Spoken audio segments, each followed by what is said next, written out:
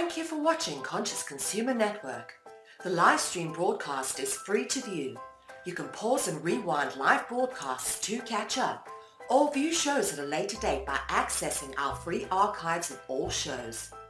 Check out our broadcast guide to see what's on. You can show your support by donating to our network support fund. Follow us on Facebook and Twitter, or subscribe to the monthly newsletter for updates.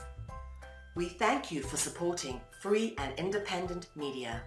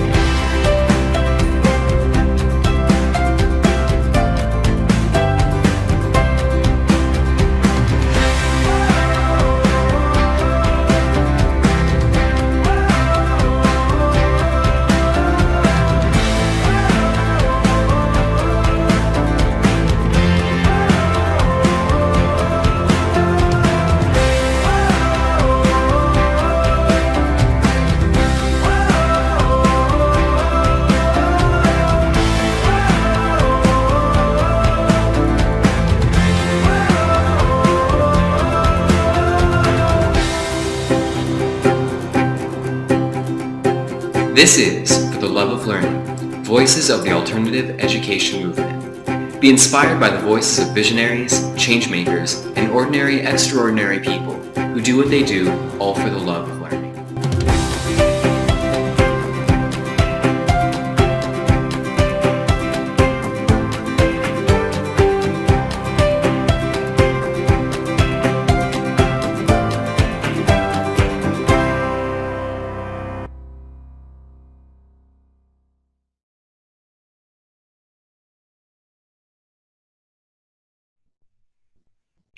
This is For the Love of Learning, Voices of the Alternative Education Movement. I'm Nini Liberty, and this is episode number 108. In this show, we're going to explore ways to reframe the conversation while considering the role of stay-at-home parents. Many experts in early childhood development believe there's no substitute for a parent being present in the early years. Two groundbreaking studies, one conducted by the National Institute of Child Health and Human Development and the other by the Institute of Child Development of the University of Minnesota, found that kids who spend all day in daycare away from the care of their parents had higher levels of stress and more aggression than kids cared for at home. Follow-up research in 2010 confirmed these results, showing the continued negative impact of low-quality daycare on young children even after they reached adolescence. Having a stay-at-home parent can provide many benefits to our children's development, like assurance of the quality of your child's care, attachment and bonding, not to mention being there to participate in our child's emotional and physical milestones. Being a stay-at-home parent also builds a feeling of security for your child, and through this security, it brings and breeds trust. However, fewer parents choose to stay at home beyond the early childhood stages, yet some decide and continue staying at home for their children and opt for home education. For these children, the list of benefits continue, including flexibility, child-led learning, living by one's own timetable, one-to-one teaching and learning, and a stronger family bond. But parents who choose to stay at home with their children are subject to cultural ideals that in tonight's show we wish to address and reframe in this conversation. This conversation was pre-recorded in February, and we have a large panel of stay-at-home parents. I invite our viewers to visit the show notes page for episode number 108 at fortheloveoflearning.com. There you will find links to our panelists and websites and have the opportunity to read their bios. So without further delay, here's our conversation. So tonight we're talking about a really interesting topic that really should be explored in greater detail. Obviously, we're talking about the perspective of stay-at-home parents that are home educating. Many whom are on tonight's panel are unschoolers. We are going to talk about the different modalities of education, but what we're really focusing on tonight is reframing the conversation and really redefining what a stay-at-home parent who is home or facilitating a home education, what that means and what that looks like. So we're going to start off the conversation tonight with Rob. And Rob, go ahead and share with us not only what your situation is at home, what your life looks like with your kids and what your family structure is and the ages of your children, but let us know what your perspective is about the identity of a stay-at-home parent who is home educating, and the floor is yours. All right, thank you. I'm happy to be here. Well, it's kind of been a long journey for me. Right now, I have two sons. One is 15 and the other is 10. But I was primarily the stay-at-home dad from the time my firstborn was about 4 months old. My wife went back to work, and so it was just me and him. And of course, things have evolved, and it's been quite the journey. There was lots of different changes and challenges as the boys grew up, and then another boy comes into the picture. But for me, it's been interesting to see myself sort of reflect back to what's my value as a person. If I'm staying home, if I don't work, I have to worry about all those kind of things because too much of society has tried to define me, and I've noticed that I've just been happy when I'm maybe just making a peanut butter and jelly for my kids, and and that's probably been the funnest job I've ever had. And I've had some pretty cool other jobs. I've been a trophy husband, and I've been a dig bum. So I'll let someone else enter the conversation now. I'm out. Great. So maybe I'll go next.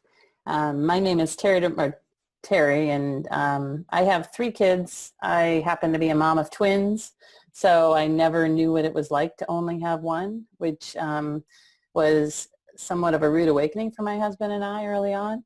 That first year was quite tough, and I think at that time I fully expected I would go back to work, but realized pretty quickly that I really wanted to raise my kids and spend time with them, and that maybe I didn't get when my parents were raising us. So just a little bit on our family. I have 3 kids. I have the twins who are boys. They're currently 10 years old. I have a daughter who is 8. And my husband, Edwin, and I have spent the last almost 11 years just, in the weeds, figuring out how to live life as parents and how to unschool our kids, which has been pretty fun. And boy, have we learned a lot in the process. But, I came from a family where both of my parents worked, so I only ever knew that, and I never thought any mom would stay home, honestly, which is really surprising. But my husband's mom did not. She did not work out of the house. She does now. And he really felt that there was a benefit to having someone stay home, and so I was willing to try it. And for him, I think just for us, it would be better if I stayed home. I think that he probably wouldn't enjoy it as much at the time. So it was easy for me to do. And the job that I can do is all in technology sales, and it is not a job that you can come home to kids really easily from. It's a 24/7 job, and it makes you not very nice sometimes because it's very stressful, and I didn't want to load that on my kids. So we've been doing this and it has worked out really well. I mean, it's really interesting how many of the choices we made early on just in our parenting choices have really informed where we have come in the last 11 years. And for us, it's the perfect decision for the kids that we have. So I'll let someone else go. Hi, I guess it's my turn. Um, well, let's see.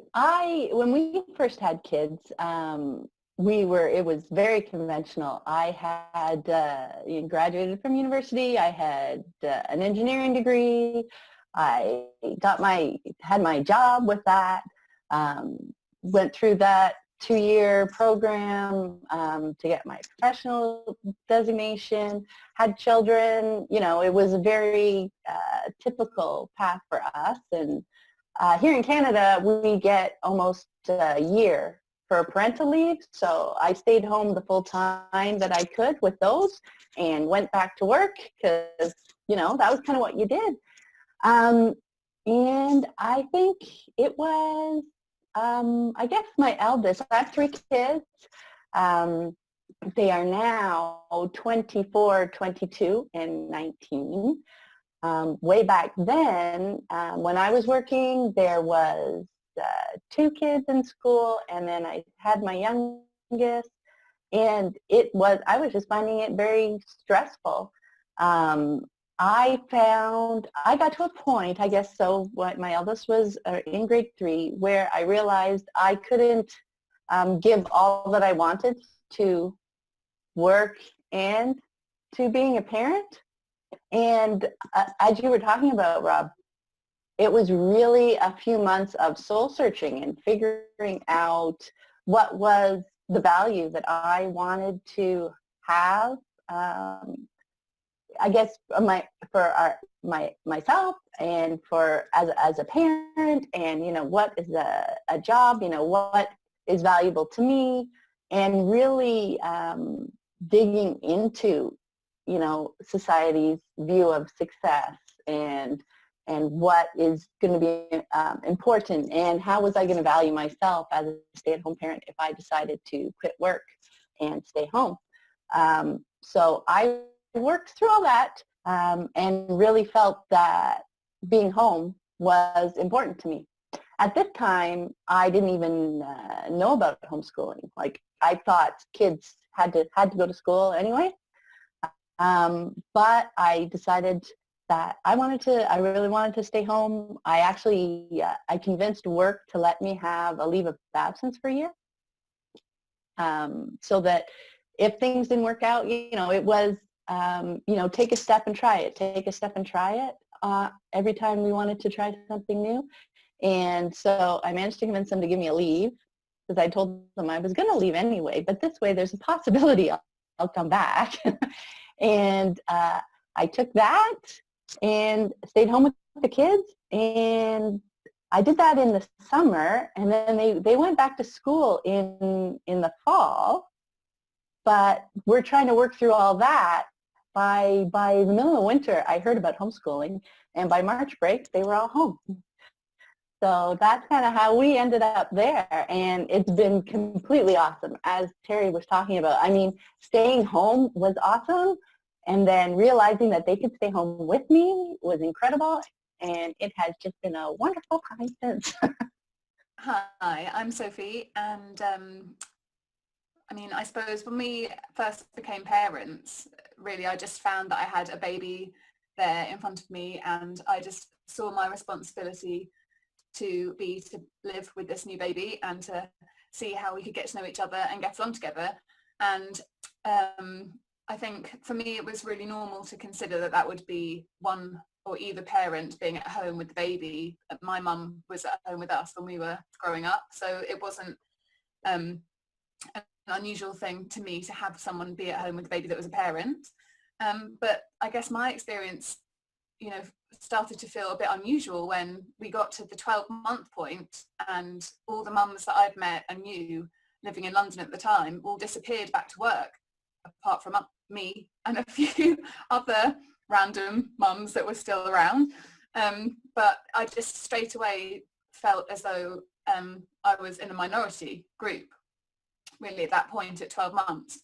And at that, I also felt completely confused as to how all these 12-month-old babies were being adequately, cared for properly in group childcare settings, because that didn't really make any sense to me, knowing my baby and what her needs were at the time. I couldn't understand how, someone that didn't know a baby could care for them properly, I guess. I mean, it sounds so judgmental, but that just seemed like the reality to me, that babies needed, a dedicated carer that was going to focus on them and listen to them and know them. So I just kept on meeting my baby's needs, and that meant being together with her. And luckily found community with other mums that were also doing the same thing. So that was really nice. But then we hit another milestone, which was when my daughter turned 3. And in the UK, that's quite a normal time for children to go into a preschool setting. And again, I was kind of like, I don't know about this situation. It doesn't really seem to make sense for us as a family. And I don't know if my daughter's going to really enjoy being in this environment, but let's give it a try. Let's just see. So we checked out, the nicest looking preschool with like outside space and toys and everything. And after a few mornings of her really not being interested in being there, we just carried on being at home together. And I had another baby also at that point, so there were 3 of us by then, kind of doing our thing, being our little minority group, going along.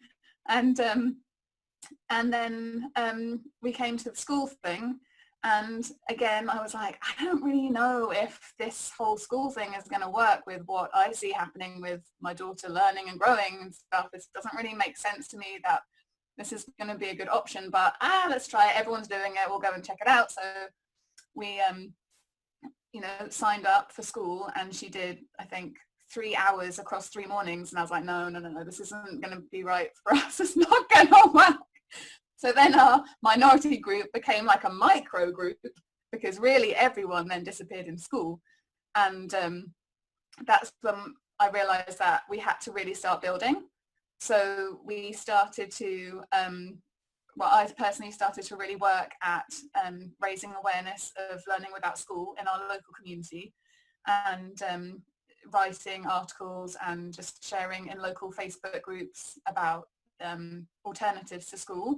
And gradually, little by little, some more rebels showed up and deregistered from school and kind of crept over, and then got bigger, and we hit a bit of a tipping point. There was a gang of people doing it, so we grew our minority group to not be quite so minority.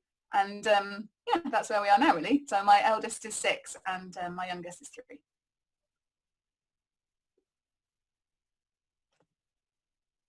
Hi everybody, I'm Crispin. This is my partner Ellen. We actually met because we both had a daughter from a previous relationship. I had given up my work, my career as an IT specialist when my first daughter was born, and decided to be a stay-at-home dad from the moment she was born, as I'd always wanted a little girl, and there she was, so I wasn't going to waste time going away and going to work and things while she was at home growing up. So I immediately became a stay-at-home dad, and my ex-partner eventually went back to work. And then Ellen and I met. Ellen as well, she'll tell you herself, but she was a stay-at-home mother with her young daughter. And then we got together, and we've both been stay-at-home parents since then. Neither of us have officially properly worked for other companies and things. I'm a writer, so I work for myself writing. That's how we support ourselves. And we now have 2 younger children who are both under 2. And unfortunately, my eldest has now gone to live with her mother and been forced to go to school by her mother, which obviously doesn't bode well for us and we're not happy with. But the 3 children, the 3 other children, and the 2 of us all live together. So our eldest has just turned 11. We have a little boy about to turn 2, who may wake up at any time and call upon us. Yeah. And a little girl who's nearly 6 months old as well. So the 2 babies are upstairs, and our daughter who's 11. Yeah. So yeah, Anna? It wasn't really a question for me whether or not to go to work, even though I was a single mum. it was just, well, someone needs to look after my baby. Why would I pay someone else to do it, like Sophie was saying? And ironically, I am a qualified childminder, although I don't actually do it for my work at home, because we have the evil Ofsted in the UK who monitor schools, and as well as childcare, and I didn't really want the Ofsted clashing with the home education, because obviously they're a government body that monitor schools, and they tend to not really understand very well when the two cross over. So even though I am a qualified childminder, I don't actually do it, which is a big shame for me, because it's something that I'd always done. I'd always looked after other people's children. I was a nanny for most of my life, so you know, it's a shame. But I did have to go to work eventually, and I ended up working nights because it was the only time that my dad would come over and look after my daughter throughout the night. And then I worked 3 or 4 nights and just didn't sleep. Just because I home educated her, I just worked all night and then took lots and lots of Red Bull and Pro Plus, and just got up the next morning and took her to all the home education groups and stuff. And you know, I mean, it killed me for quite a long time. But then of course I had, you know, babies again, and I would never have left them when they were really little. I think my daughter was 6 when I did actually go to work, and like I said, it was nights, and even that was tough for me. I didn't really want to do that. So there's no real, there wasn't really any question of leaving the younger ones. It's easier in this country because we have the benefit system. So, you know, obviously if you're a single parent, you get paid for. Now we sort of get paid for, but Crispin makes money as well, which is a lot easier. But yeah, I mean, both the babies are breastfed as well, which means I can't really leave them to go to work anyway. So it was never really a question for me. So, but yeah, that's it really.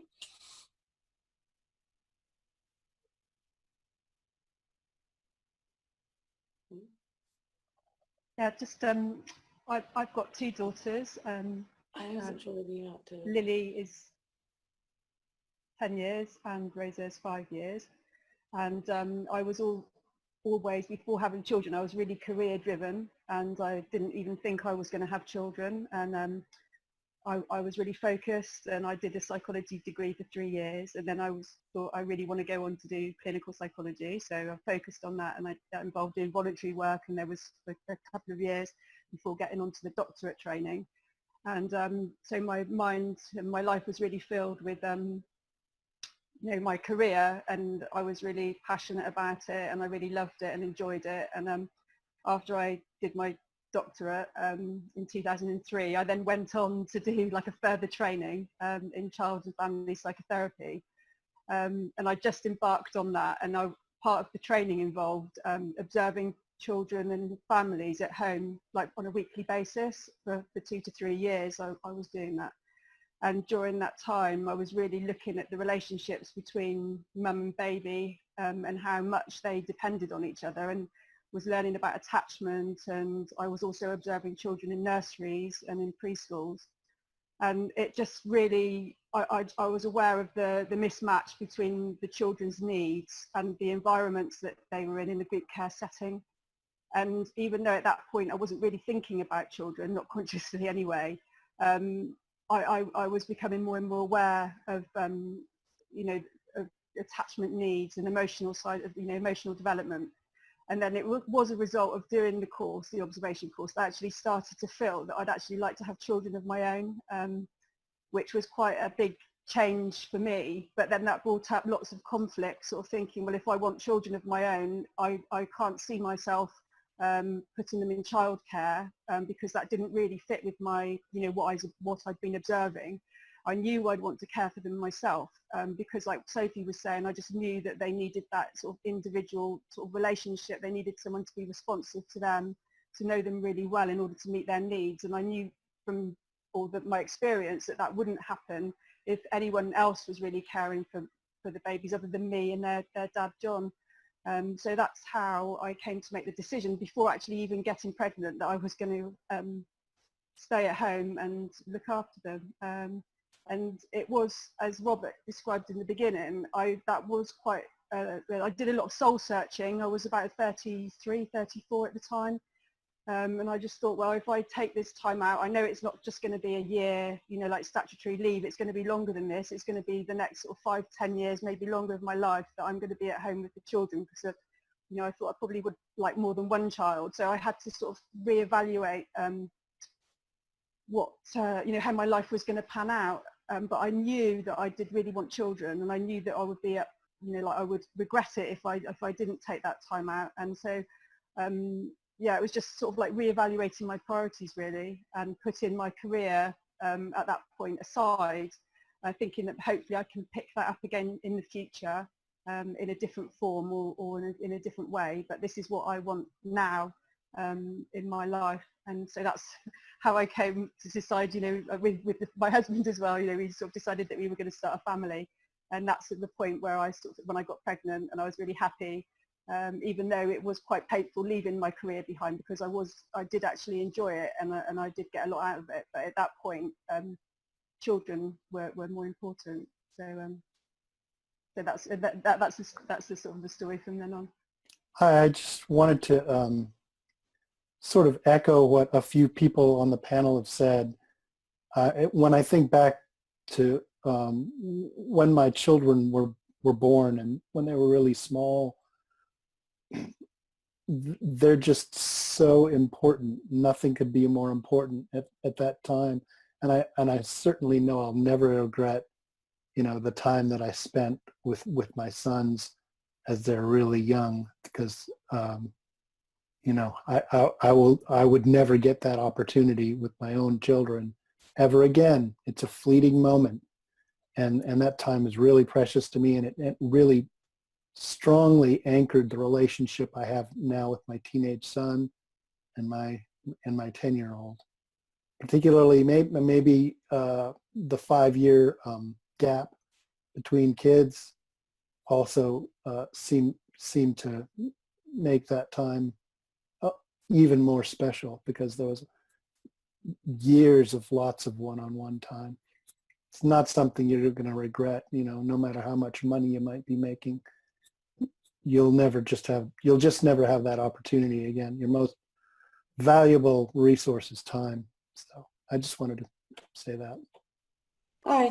Yeah, one of the things as well is that you know, you're answerable to your children, and if you're going to leave them in school and in other people's care, and you're going to go to work, then eventually they're going to, you know, get to an age to where they start asking you, you know, why their life is the way it is. You know, we're all going to have to play the blame game with our children eventually, where they go, you know, I hate you. But, you know, one of the things that I always say to Crispin is, you know, with every decision that we make regarding the children, is to think about when they say something to us, when they're older, and they say, you know, why did you do this? That the answer has to be because I believe that was the best choice for you at the time. Because if you can't answer that, if you can't say that, if you're going, oh, well, someone else thought that I should go to work, or, well, because I sort of liked work, then, you know, they're going to go, well, why'd you have me?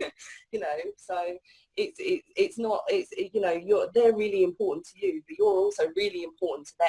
And, you know, they're eventually going to want to know why you had them. You know, my daughter's 11 and she already asks, you know, about her birth and about why I had her and about all the, you know, all the important stuff. And, you know, she asks about the younger ones as well. And you have to be able to honestly say, I did what I thought was best for you, not, oh, well, I did something because, you know, I wanted money, or because I thought that this, or I wanted that, you know, because they're going to turn around and say, well, I didn't care about money, where were you, sort of thing. Also, it's a very difficult thing to keep in your mind all the time, to always be saying, you know, when you make a decision, from the very small decisions about what you're going to do on a given day, through to obviously decisions about education over a year, or about their life over 2 years, 3 years, 5 years, but it's very difficult to go, am I doing this because that's what's best for them? Is that what's best for, you know, them as a group, for them as individuals? And put yourself out of the picture a bit and say, we're looking at the children, we're looking at what they need, what benefits them and what's good for them. And sometimes those decisions that you make that are better for your children aren't necessarily the things you want to do. Sometimes you're really stepping back and going, well, I would like to, I don't know, earn loads of money and you know, get away from the kids for a few days or a week or whatever. And not have to have a baby hanging off my breast. That would be great, to be able to just not be breastfeeding 5 seconds would just be brilliant sometimes, you know. I mean, I'd like to say that I'm this, you know, empowered mother who just loves breastfeeding all the time, but sometimes when you've got a toddler climbing up here on your breast and you're trying to feed the other one as well, you know, you sort of go, oh my God, you know. I love that thing of people always say, oh, you know, once they get to a certain age, breastfeeding is, you know, more for the mother than it is for the child. It's like, if they could see my toddler sometimes biting me and climbing on me, I don't think that they'd say that. It's very much for them. And, you know, obviously that as well, you have to think about, well, at what age isn't it for them, and, you know, read things and decide things. But yeah, mostly it's about them and what's good for them, and also about doing things for you that, you know, may not be necessarily for them, but that makes you happy as a couple and happy as people, so that when they are climbing on you, you don't just go, like, that's it, and leave. You know, yeah.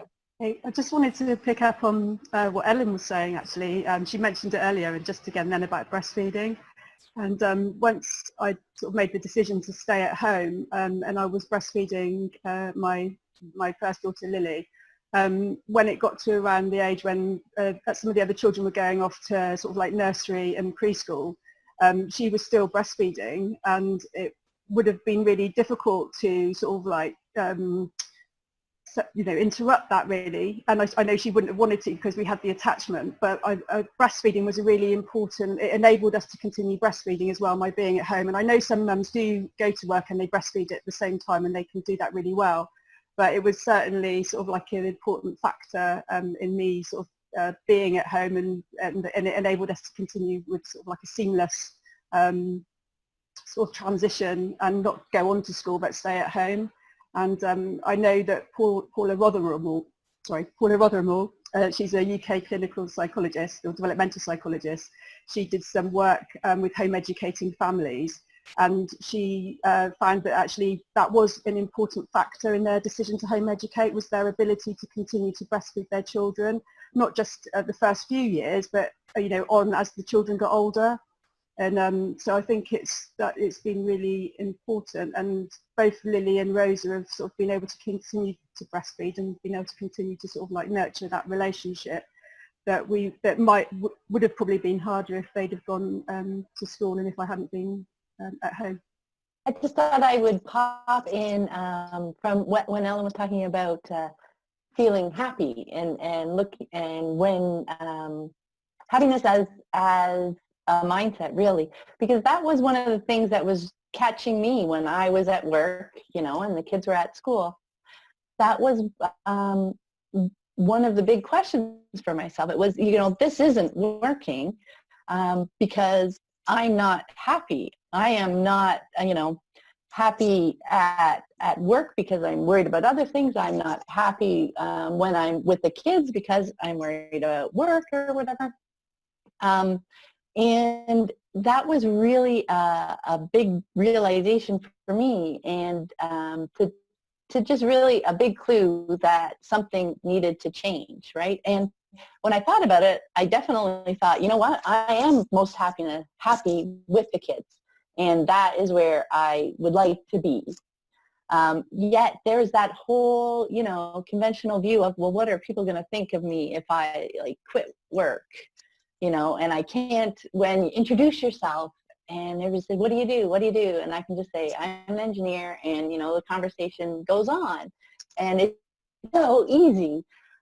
So all those questions would come up, but, you know, I still remember way back then, was 15 years ago, that I realized, so I would be happiest at home. And then when I look at, well, my value as a person, what I can contribute to the world, I realized, I asked myself, so what would happen if I got hit by a bus tomorrow? You know what? Even though I was well appreciated at work and well rewarded and doing very well there, that nuclear plant would not shut down. You know, they would still go on. Yet the impact for my family would be so much more. So that's one thing that really helped me realize that I could personally really value that work. being with my kids. So that was one thing where I could figure out like how being happy was a really good indicator. It wasn't selfish to think about whether or not I would be happy at what I was doing. That it was a really important indicator for me to consider moving forward. Well, I would just add to that for me, when I used to have a play group of lots of friends who all had twins, and we spent 3 years in a play group twice a week or more doing things together. And I noticed that when everybody's kids hit around the 2 years, 9 months, which here in the US is when everyone goes into preschool, the relationship with their kids changed substantially. And I kind of viewed it as it was the beginning of training the child to live in the institution, right? And what I watched is that there were some interesting behaviors that came out of that. You know, a lot of behaviors go underground when you stop, kids from doing things, especially in the 2 age group. And I just felt like, I watched the relationship with these parents became very authoritarian. And for me, who was a connection parent, I really believed in connecting with my children. I really believed in trying to be conscious about the way I interacted with my kids. I realized that, that's a really contentious relationship to have with your kid. And especially at such an age, because at age 2, they're so curious, right? That if we're constantly in this contentious relationship with our kids, what are we saying to our children who are at the point where they're going to kind of lay down their curiosity for the rest of their lives? And so for me, I knew right then that, being around the kids right when all the other parents are ready to ship their kids off is when I wanted to double down and felt like it was even more important. And it's funny because, some of you have younger kids. For me, having kids that are headed into the tween years, it almost seems that it gets more important every year that I'm home to be home because the problems get more intense. And I know, some of you have older kids and you've probably already experienced this, but, the problems get more complex and they're harder. And I'm so thankful that we had that great relationship early on that Rob talked about and that Pam talked about, because when these hard things come up, we have so much established foundation of relationship that yes, we can still have terse conversations that don't go well, but we know each other so well that we can come back around and repair from those really quickly. And there is no way if I were working that I would have that foundation built. It would be a stick figure house, right? That would, could potentially fail. And here in the U.S. we talk a lot about how, the teen years are so hard and tough because the parents and teens do not get along. And I just I'm not there yet, but I don't see that happening, right? So I'm thankful every year, even though, I always thought that this was kind of, the early years, those first 6 years are really important. But every year it seems like it continues to be more important. I am in such awe of this panel, and I didn't know starting out that everybody on this panel tonight actually decided from the beginning to be a stay-at-home parent. So that's where I'm totally in awe of you, because I didn't make that decision until my son was 10. And so I'm feeling, just this great, great excitement to hear your stories. Because the topic of this show really is about reframing what it means in not only our own perspectives, but in society's eyes, what that means to be a stay-at-home parent. I want to go down that path a little bit, but I want to emphasize, if you can, the concept of, or actually the process of deschooling that had to take place inside of you. So for example, I didn't start off being a stay-at-home parent because I had ideas that I needed to be the breadwinner and, single parent, but I needed to provide a life and I needed to do all of these other things. But were those ideas my own? Maybe, maybe not.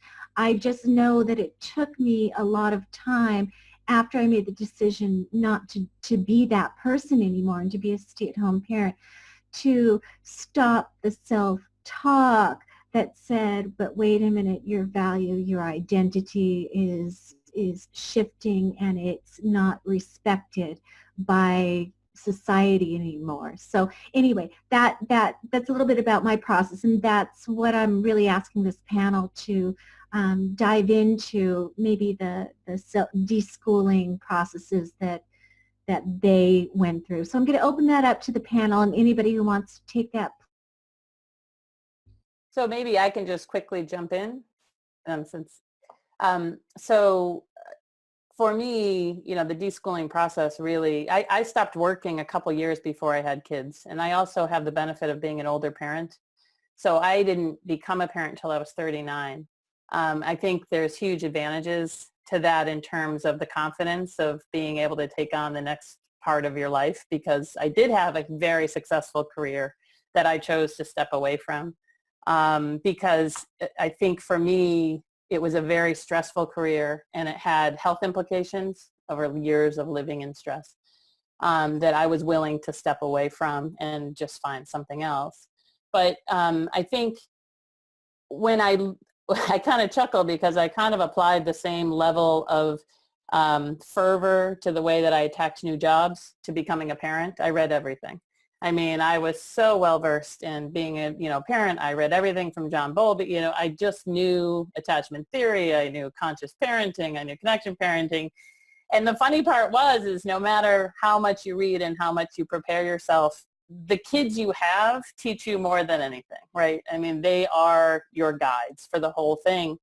And so, my process really was learning to my deschooling process was to learn to slow down a bunch and just recognize the kid who was in front of me, that no matter what, if I had the right answer, that might not have worked for that kid, right, as we all know.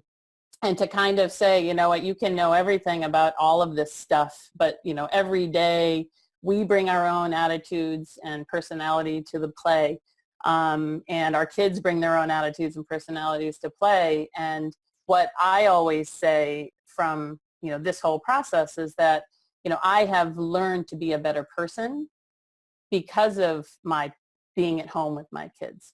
And I'm sure we'll dive into that some more after. But mainly because, when you do work and you do have, have a career focus, you know how to get answers to everything, and you can solve problems all day long. And the better and quicker you solve problems, the more rewarded you are, right?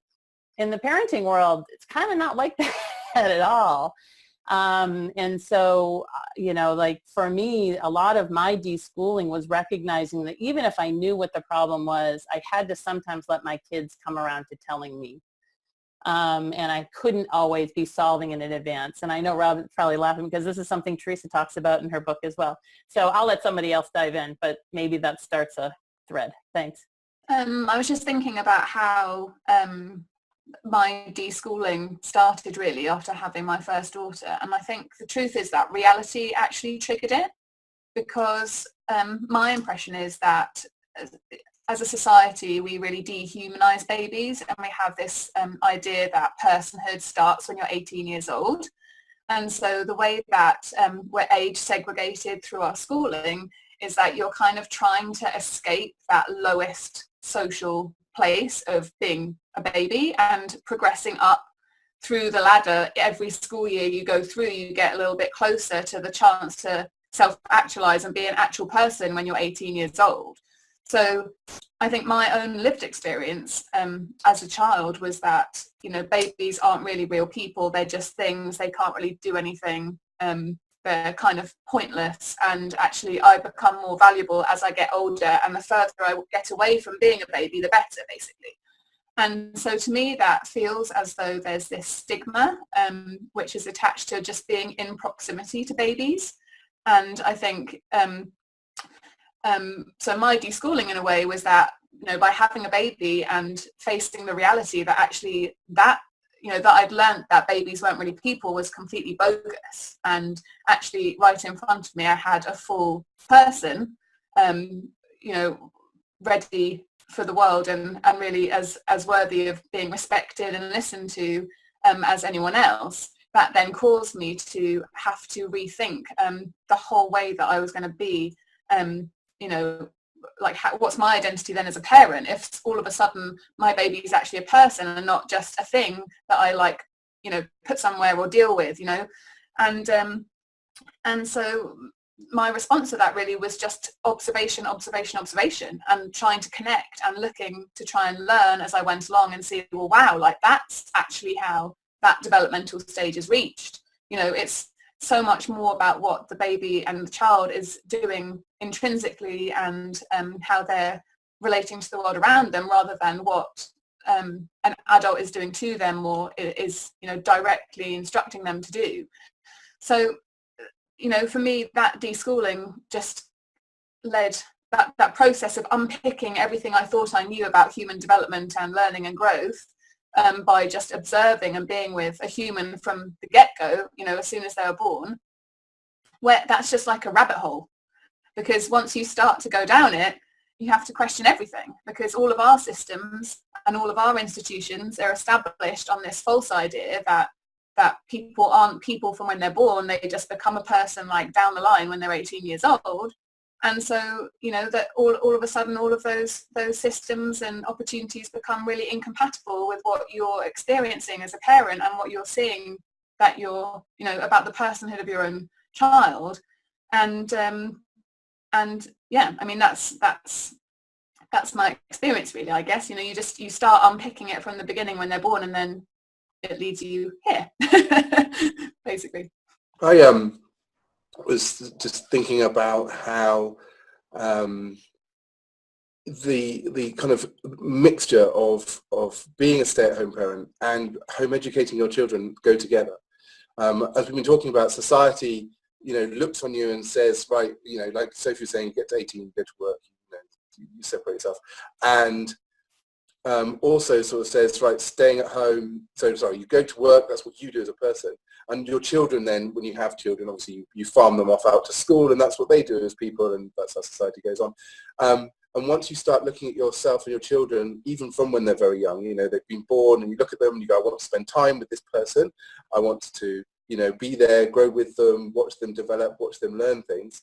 And you yourself, you know, then start questioning, you know, why you would go to work, why you would leave them to go to work. You're doing something important here. And let's face it, 99% of the jobs aren't important. They're just busy. So you have this situation where you're like, well, I'll leave whatever ridiculous busy nothingness I was doing and I'll focus on something really important. But the other thing that happened as I went on, and I started to talk to people who would look at me or look at us for home educating and say, you know, that's weird, or why are you doing that, or whatever.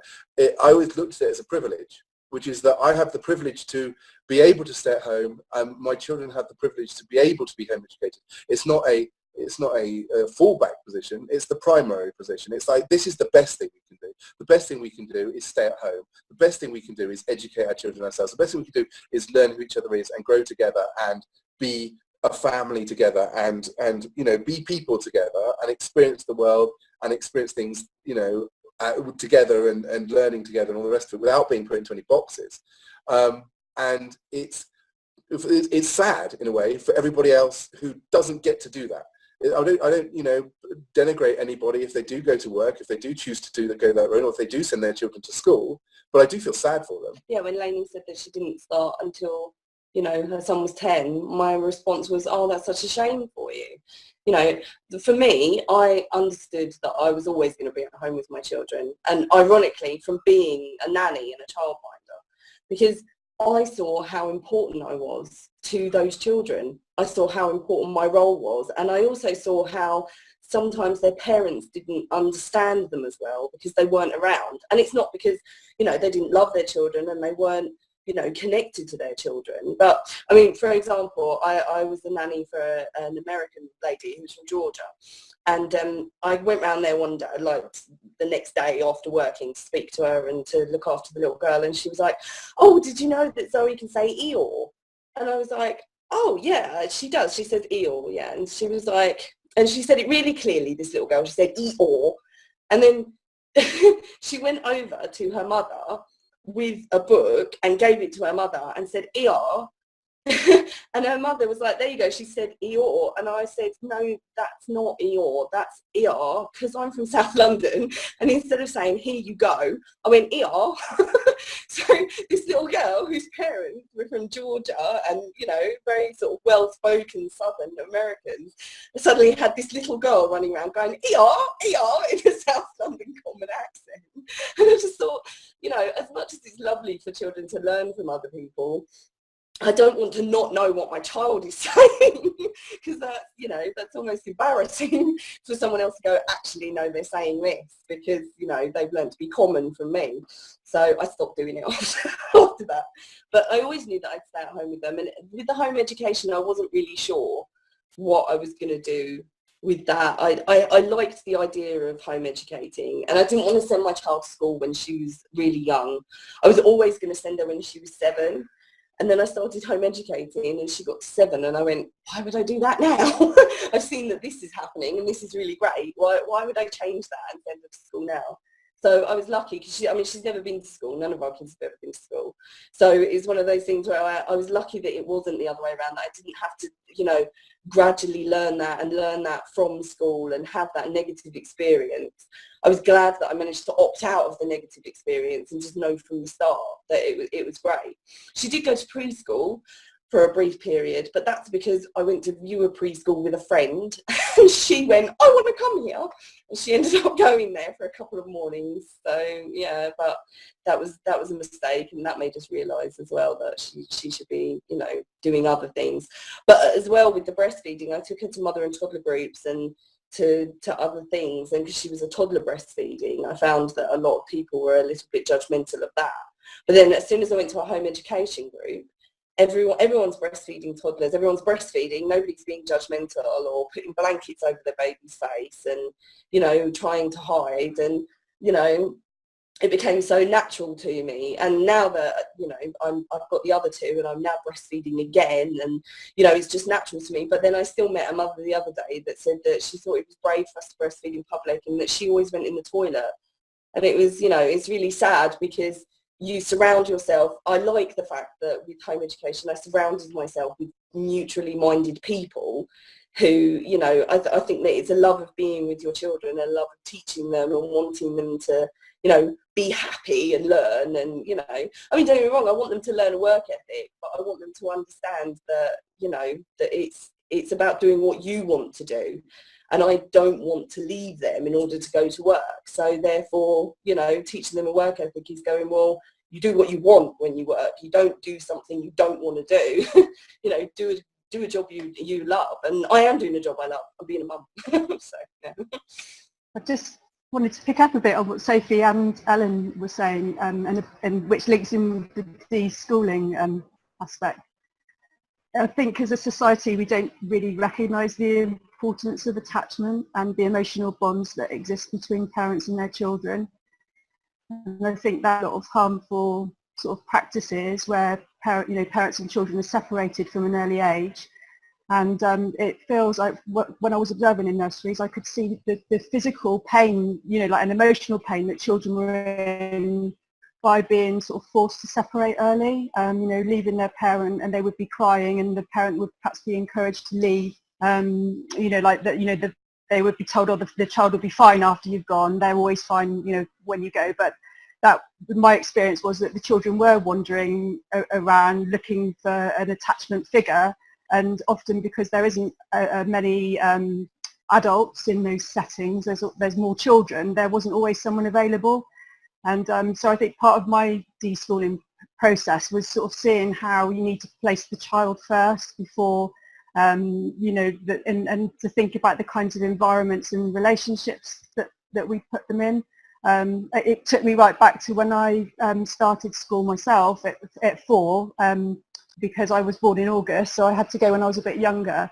And I remember it being, I wasn't ready to go, and that was quite a painful experience at that point. And I suppose it's sort of thinking about what we put our children through, because maybe everybody is doing that as part of our culture as society, that we feel that children should be, I think we have misinformed quite a bit, that that it's good for children to go to school and be socialised in groups with other children. And these messages aren't, necessarily the case. And Gordon Newfield, who I'm quite sort of like enjoy reading his work, he's done a recent TED talk where he talks about the importance of relationships within education. And Ellen was mentioning about the little girl that she was looking after sort of talking like her. And in terms of attachment, Newfield talks about how we want to emulate the people that we're closely attached to. We want to be like them and sort of like copy them. We could speak like them. And I think all that's forgotten when children are sent off to school, that they're sort of taught in a decontextualized setting, and the emotional aspects of their development aren't taken into consideration. I think then that can be quite traumatic for both parent and child. Yeah, Emma, and I'm so glad that you're bringing attachment parenting and attachment concepts into this conversation. It's so important. We've been going for almost an hour, so we're going to take a short break and we will be back after this. Hey you guys, I have some secrets I'm going to tell you guys today, so I'm whispering, okay? I'm whispering. Hey, are you guys ready? I'm going to bring you close. Are you guys ready for some secrets? Today I'm going to be sharing with you guys some confessions of a stay-at-home mom, things that these guys don't know until they watch this video. Hello everybody, I'm Michelle. Welcome back to Millennial Moms. If you're brand new to this channel, hit the red subscribe button down below. You guys know the drill. Let's get started. Today's video is all about confessions. Not just any kind of confessions, but confessions of a stay-at-home mom, which I happen to be. So I have a few things I'm going to confess. Please don't judge. This is a judge-free zone, please. No judging. But I wanted to keep it real with you guys. I wanted to share with you guys some things that I do and some things that I don't do. If you guys have any things that you want to share those down below or message me secretly. Okay, let's get started. I go days and days without washing my hair. For example, this is day 3 hair, and if I'm lucky enough to actually wash my hair, it's usually over the tub because I don't have time to take a full-on shower. So I will bend my head over the bathtub and wash my hair. I know it sounds ridiculous, but it saves me a lot of time. Secret number 2, secrets.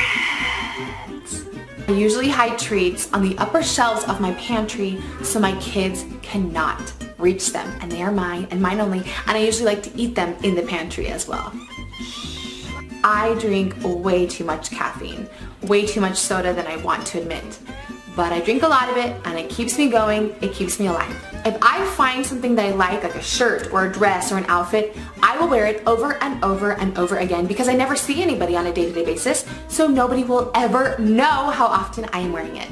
Once the kids go to bed finally, and if my husband's out of town or if he's gone, I stay up way too late. I'm talking like 1 a.m. or 2 a.m. because I just want that alone time, and so I usually find myself staying up and I'm like, what am I doing? I'm gonna pay for this in the morning.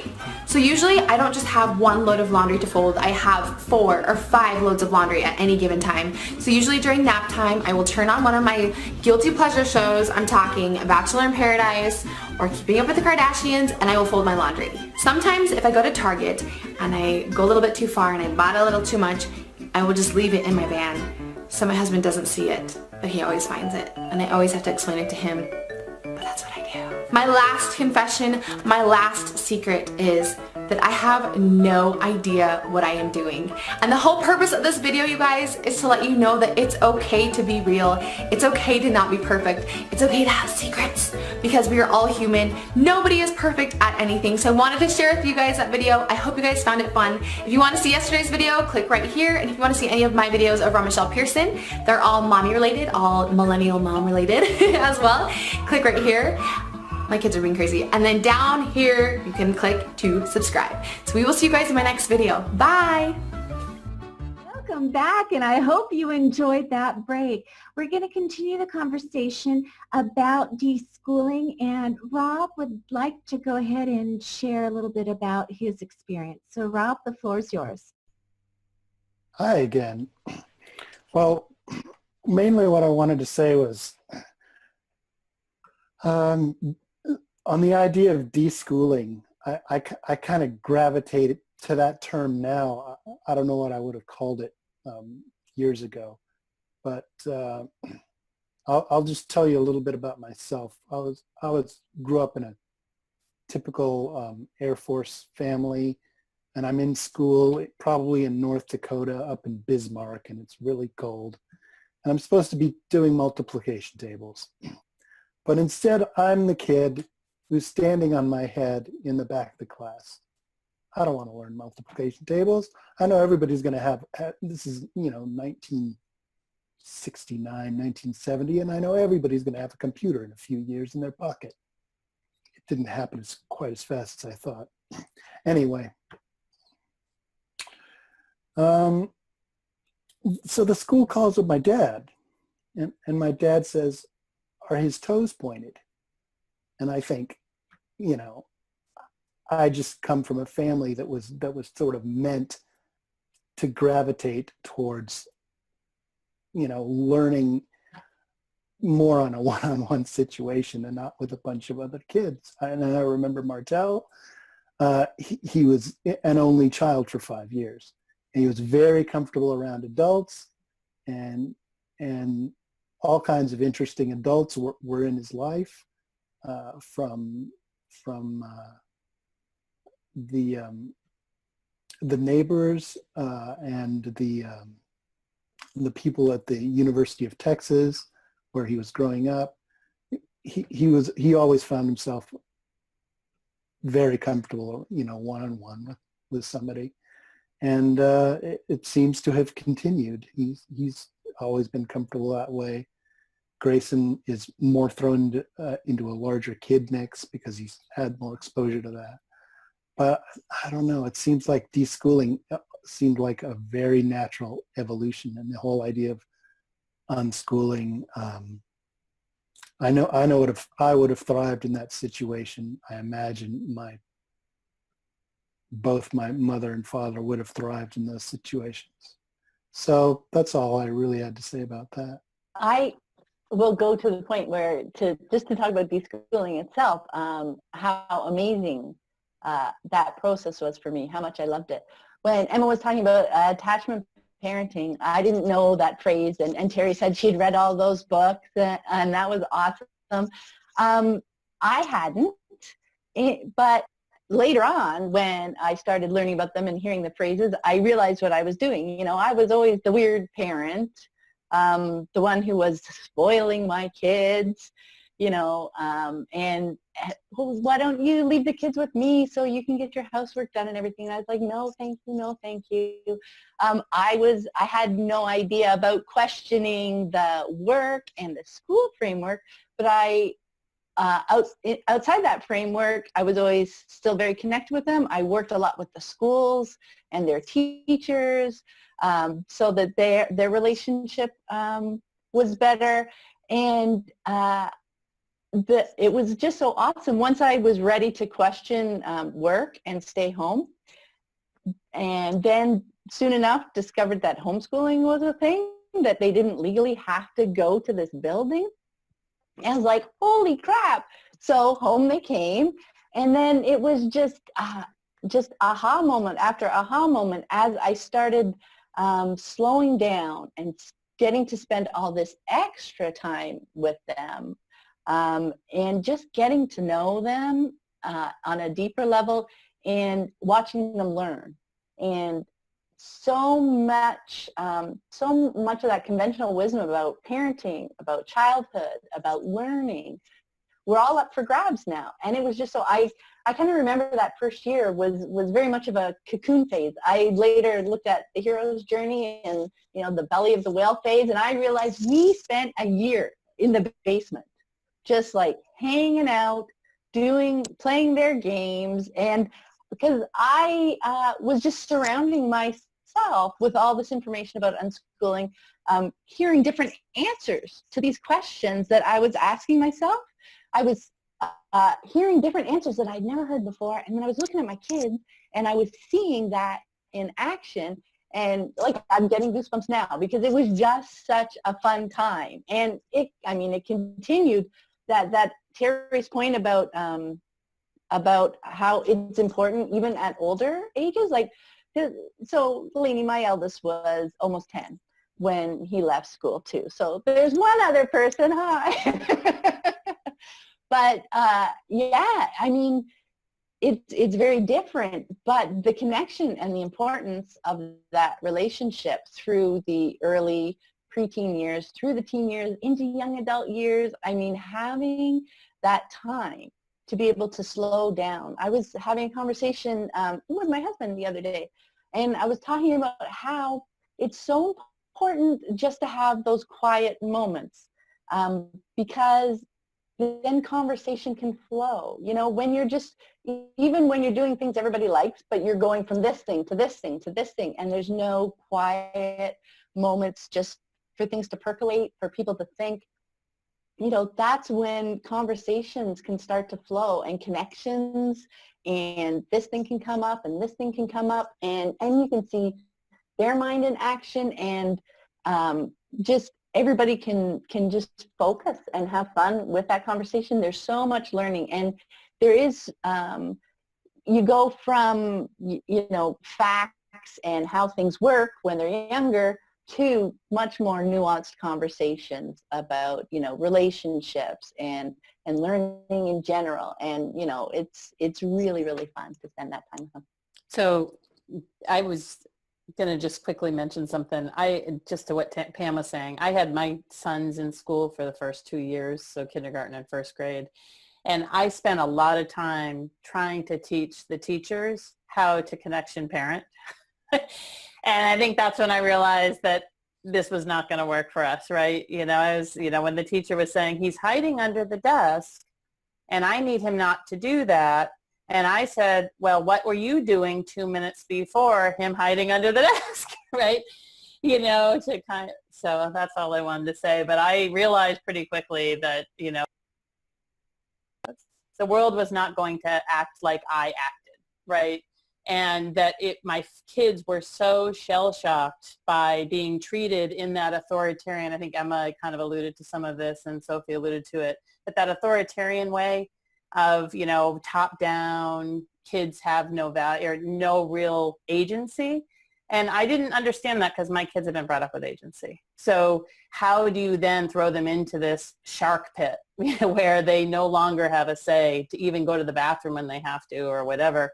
And I realized that this is where one of those major decisions of, wow, parenting this way is kind of informed what the next step was going to be, and homeschooling was a logical next step.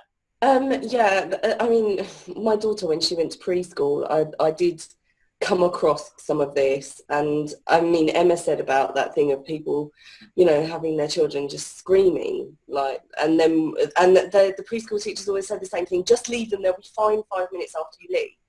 And it's like, well, yeah, because the damage is done. You've gone. They know you've gone. You're not coming back. It's like, you know, children adjust and they get on, but that doesn't necessarily mean that that's good. They used to use my daughter because she wanted to go there. I was going, no, I don't want to send you to preschool. And she's going, let's start. And because one of the things I always say to Crispin is your children leave you. You don't leave them. You know, if they want to go off and do something, then you have to go, okay, and let them go off and do that. But if you're leaving them and they're screaming, it's like, well, that's damaging to you as well. It should be, at least. You should be upset by that. But you know, they used to use my daughter to calm other people's children down. And in the end, I had to go, look, that's actually quite disturbing for my child. Can you not do that? Because though she's very kind and she comes over and tries to get them involved in play and stuff, it's like, I'd rather you didn't call them over to deal with a deeply disturbed child, because she's also free. But yeah, so you know, leaving them in order to do something, or leaving them in school and then having to explain also individually how your child works, because, you know, like Pam was saying, the fact is that, you know, they don't know what they're doing with your child. They don't know how your child is reacting to whatever they're doing. And, you know, the fact is, I mean, I had that at the preschool where I witnessed one of the preschool teachers, because I used to go and have a look every now and then and see that she was okay, picking her up and putting her in her chair, because they wanted all of the children in a chair when their parents came to pick them up. And I said, does it matter? And they're like, well, otherwise they're running around and we lose track of them. And I was like, okay, fine. And I was like, but you can't physically pick my child up and put her in a chair. If you want, I'll deal with it. But then, of course, my way of dealing with it was to say, look, you've got to sit in your chair, and explaining to her why she had to sit in the chair, and because of it being unsafe, and because there's so many children, and, you know, and they thought I was really mean because when she didn't sit in her chair again, I said, oh, you can't have your magazine this week. And she got really upset. And I'm like, well, you know, that's negotiation and talking to her, as opposed to, you know, physically putting someone up and putting them in a chair. So it makes a huge difference to actually know who you're dealing with and where you're leading your child, and whether or not your child's even happy being left. You can't, you know, you're talking a lot about books and attachment parenting, and I assume this is an actual thing, because it's not for me. I mean, I did a parenting class again because my daughter wanted to go in the creche. She's always trying to leave me. I think it's one of the things of never leaving her, is she's always trying to get away from me. But I did a parenting class, which was the Incredible Years parenting class, and they talked a lot about, you know, parenting and children and stuff. But I mean, you lot seem to read a lot of parenting books. I don't so much. I've sort of winged it. Maybe this will be one of those things that my child comes back to me and says, you didn't read any books. You didn't understand me at all. I've got proof. This panel said, Storytale. So, yeah. There's a huge sort of societal issue as well about leaving your children. Like Ellen was saying, you know, you go to the nursery school, they're like, so what, they're crying, you know. It's good for them. Yeah. They need to get used to it. Yeah, they'll learn. I mean, I just spent a week in Greece, as anyone knows, and my son... Again, my child left me. but our son was left behind, and he's only nearly 2. Oh, God. And he couldn't cope. You know, he was used to me being there every day. He was used to his sister being there every day. He was used to us putting him to bed or being there in the morning for him to play with, or whatever the situation was. And to find us suddenly gone for a week just blew him away. And of course, and he was still at home with his mum. It wasn't like he was left in the nursery school. He was at home with his mum and his little sister. But every day I was having to, you know, phone home, FaceTime back, talk to him, calm him down, make sure he was all right, you know, and it wasn't enough, you know. So even, you know, you've got these children, and like I say, my son's nearly 2, which in this country is, you know, most people are like, oh, well, stick him in some sort of preschool, nursery, you know, childminder situation, go back to work, you know, get rid of your kid, throw them to someone else. And I was like, well, you know, he's not even happy on his own with his mum. You know, but it was terrible, and my daughter keeps trying to get away from me. I'm wondering whether there's something I'm doing. But it is, and I think, you know, just crossing back a bit into careers and stuff. Once you make the decision that you're going to dump your career and stay at home and look after your child and be there for them, and you know, wake up with them and put them to bed and be there in the middle of the day when they want lunch and all of this stuff. Okay, the idea of going back to work and then going, oh, well, by the way, you're not used to this, but 5 days a week, I'm just gone. You know, it's just like, what are you doing to them? You know, so it's not only, it's one of those funny decisions, like a lot of decisions in life you can kind of undo. I don't think that home educating your children is something you should ever undo. I don't think it's something you should go, well, you know, they're 7 now, or they're 10 now, or they're whatever now. I'm going to go back to work. It's the same thing putting them in school. If you spent all their life around them and being with them, and then suddenly you go, bye. It's like, what have I done wrong? Yeah, why are you putting me in? Why am I being punished? I remember walking with my daughter past the school to go to one of our home ed groups, and she'd never been to school or anything, and she looked and she went, Mummy, why are all those children in that cage? Because they were behind a fence. And I was like, that's not a cage, that's a school. There you go. So that put her off school. But yeah, there definitely needs to be, I mean, we're talking about change and about people looking at things differently. There definitely needs to be a much greater societal move towards accepting that a child is a small person who needs the people he knows or she knows around them. They need their parents there. They, you know, from a very early age, they need you there, and they need to know you're coming back if you disappear for a while, and they need all that stuff. They don't need to be dumped in a nursery, dumped in a school, dumped somewhere while you run off and earn a bit of money, I don't know, colouring in potatoes. To buy them stuff. Yeah, to buy them stuff. But they don't. They'd rather you were there. Yeah. They don't need a new bed or a bigger TV. What we actually need is for you to be around and spending your time with us and, you know, making me lunch in the middle of the day and tucking me up in bed at night. Although he says this while we talk on my daughter's iPad, so She's a bit nice hypocritical. Thank you. Thank you so much. And I do have to say, Ellen, even if you haven't read the books on attachment, it sounds to me like you're practicing it. So I think you got it. So I want to shift gears just a little bit and talk about, I mean, we've been talking about, you know, deschooling and our who we are as parents. I want to talk a little bit about the education portion. It seems to me like everybody on this panel is an unschooling parent, and yeah, we got my tribe here. I love that.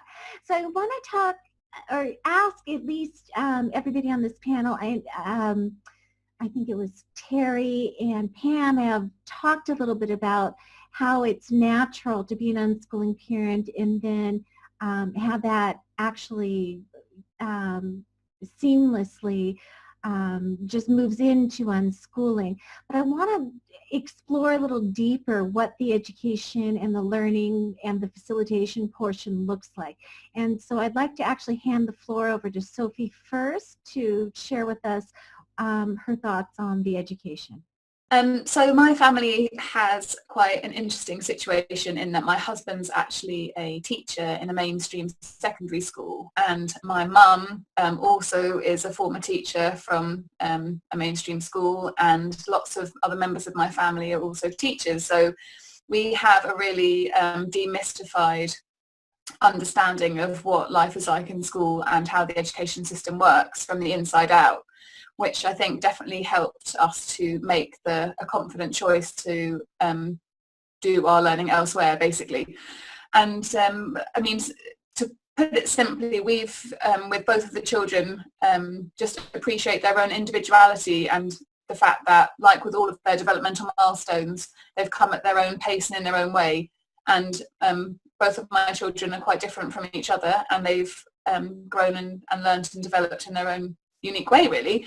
And I see my role as providing them with different interesting opportunities and fun things to do. And you know, we go out a lot, and luckily we've got quite a lot of other local home educating families, and we regularly meet up with those families and live life pretty much. It's interesting, actually, my daughter, when she turned, well, just not long after she turned 6, she started to show an interest in doing some slightly more structured work as part of her unschooling journey.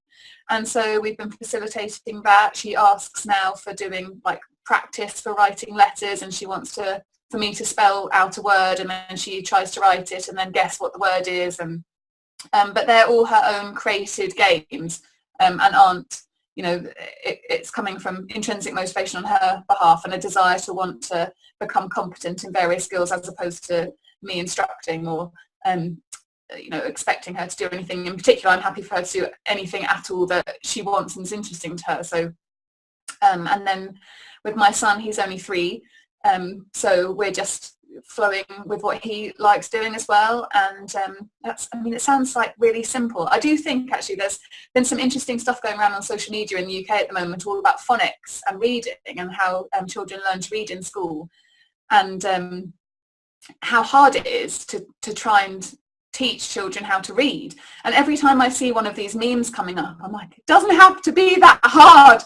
Like, just if you let them reach the developmental readiness to do it, then it's going to be a lot easier. But our system starts so early here, and with children starting school at 4, that, you know, from probably the majority, they're nowhere near being, you know, interested or developmentally ready for reading. And yet, you know, in school there isn't an alternative. You just have to get on with it.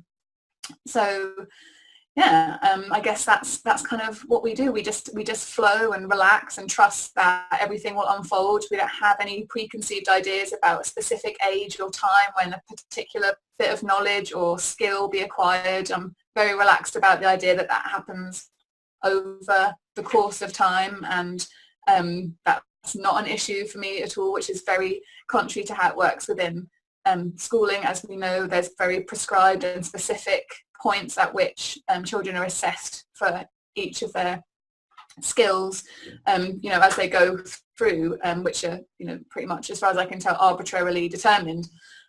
So yeah, that's pretty much it. I wanted to jump in on something Sophie said when she talked about the idea that learning is hard, because that was something that I really enjoyed figuring out. That was another one of those aha moments when I was just watching my kids, is realizing, okay, they weren't learning what was in a curriculum, but learning was not hard for them because they were engaged in doing something that they were interested in.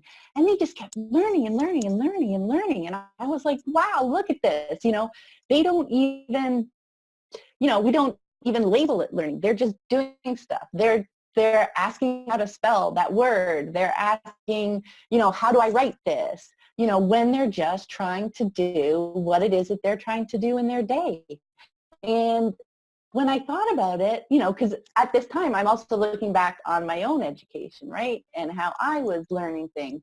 And learning, it came to be more obvious that learning is harder, and it really is harder when you're trying to learn something that you're not interested in. Because if you're not interested, it's not in your mind. It's not where your focus is. You have to, a piece of information comes in. That's why it floats out the other side. There's nothing to connect it to because it's not what you're focused on. It's not what you're interested in. So it's even harder to try and find a place to connect it so that you can remember it for the test. That's why it's all just memorizing, trying to put it in there so you can get it out for the test. Because, oh my gosh, when I looked back at my education, I couldn't remember 3/4 of the stuff if I wasn't using it again after, right? I look back on all my math classes, all my physics classes. I wouldn't be able to rewrite those tests certainly years later, probably not even 6 months later, and do as well, because it wasn't a skill or a piece of information that was valuable or important in my life ever, right?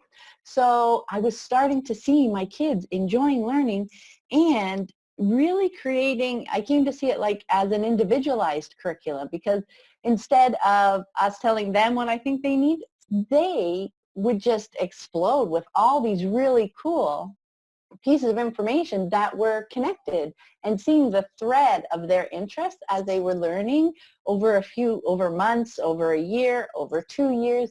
It became really obvious that they were learning important things, but they were doing it on their timetable.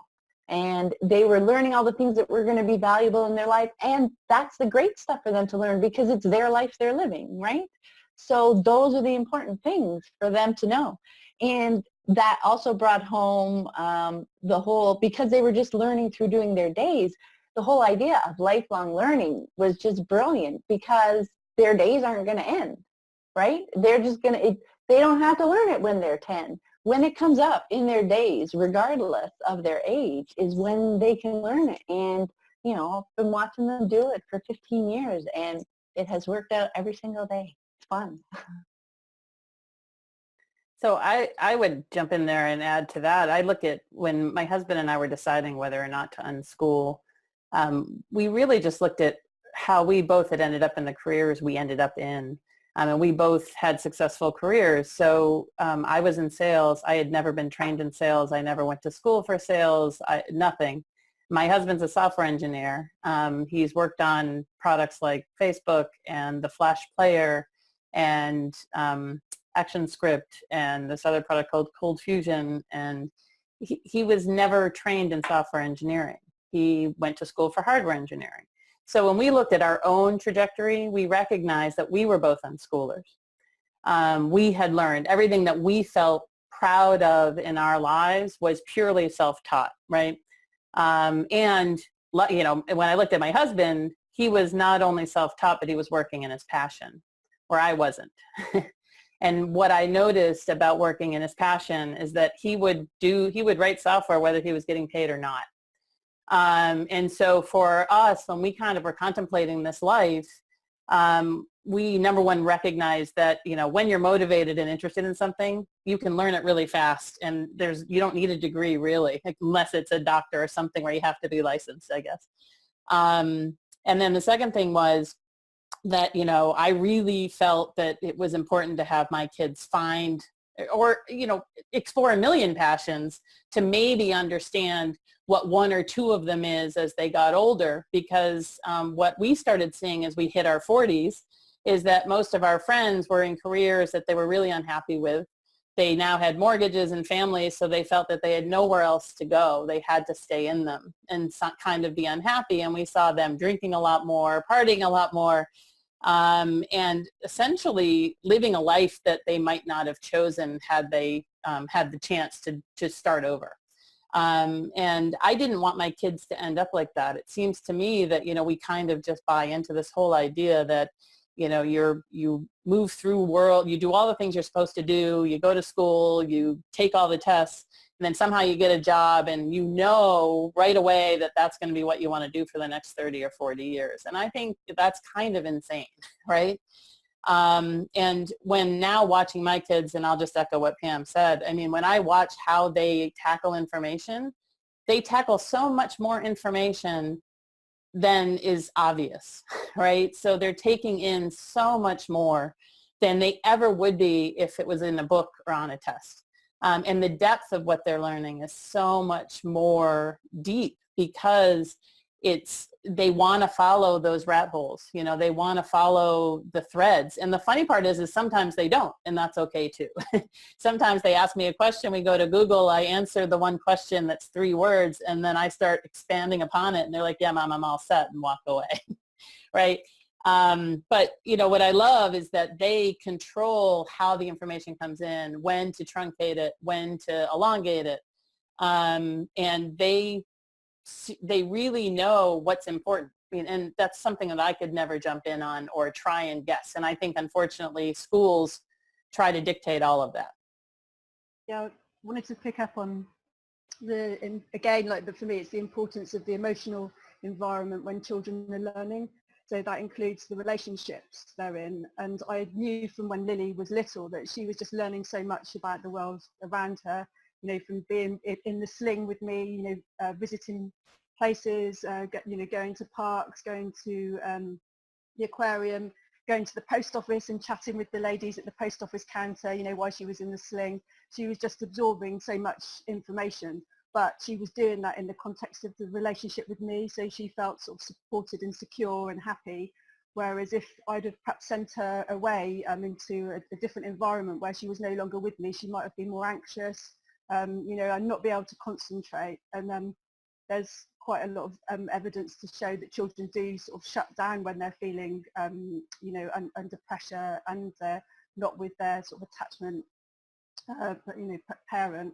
And it is trying to sort of fit children into a sort of like a framework that's sort of been, I think Terry was touching on this before, that isn't in the child's best interest really. It's more sort of engineered to sort of like fit the majority of children, but not an individualized approach. And I was just aware, like when I was reading some John Holt when Lily was little, about how if you sort of, you're engaged but you sort of sit back, and the child they'll naturally learn on their own, like because they are curious and they're passionate about the world.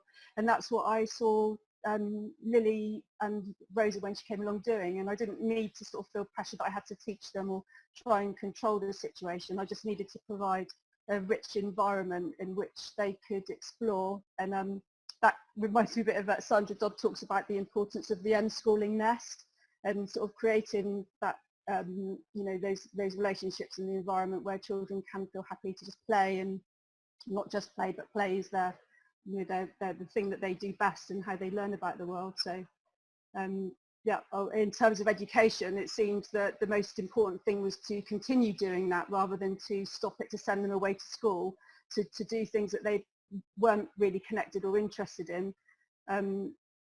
So that's it seemed to be a natural progression. I just wanted to touch on something that Pam was talking about as well a moment ago in terms of things being easy and hard. And I think sometimes unschooling has a false reputation of just being a play, or just kids not doing anything, or just doing like little easy things that they want to do, or you wouldn't push yourself if you're not being forced to. And at the moment I'm pursuing my own bit of unschooling. I'm unschooling my own master's program, and I'm creating the program myself. I'm researching the content, and I'm blogging everything I do. All my note taking and everything is transparent and on the internet. So I'm having my own experience of unschooling in a structured way by being self-motivated to do it myself. And what I've discovered is that it's absolutely massively more rigorous than the academic work that I did in my undergraduate degree in an actual university. Because when I was at university, I just showed up, showed up to the lectures, showed up to tutorials, did what I was asked to do. I was always writing, thinking, what was I supposed to be writing to get the best mark? I wasn't really deeply engaging with the subject matter. I was just hoping to please my tutor, and wondering, feeling guilty half the time for feeling as though I wasn't reading enough, because I couldn't really be bothered to read everything I was supposed to read because it wasn't that interesting to me. And so what the difference I found now with unschooling higher education, unschooling this master's program, is that because I'm in the driver's seat, I can follow the paths that make most sense to me. I'm so deeply connected to what I'm doing, and I find it absolutely fascinating. I'm loving every second of it, and it's so much harder and more rigorous than this other experience of learning that I had that wasn't unschooled. Like, it's way harder. So actually, what I've learned from my own children's experience in a way is that actually the rigor, the educational rigor of unschooling far outweighs the equivalent in a more passive or structured schooling, a traditional schooling environment. And it's been brilliant to experience that firsthand myself. And just to see how much you can enjoy, that type of structured academic work when it's under your own steam, and just how much better at it you are as well.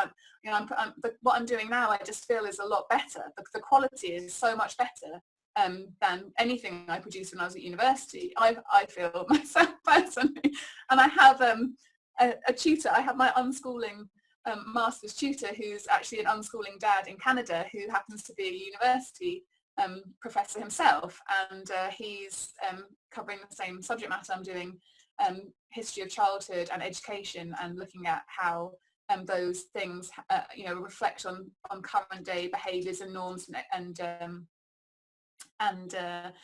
behaviours when it comes to our relationship with children and social norms and values and so on. So I just want to say unschooling is rigorous if you want it to be. If you connect with it in that way, it really truly is.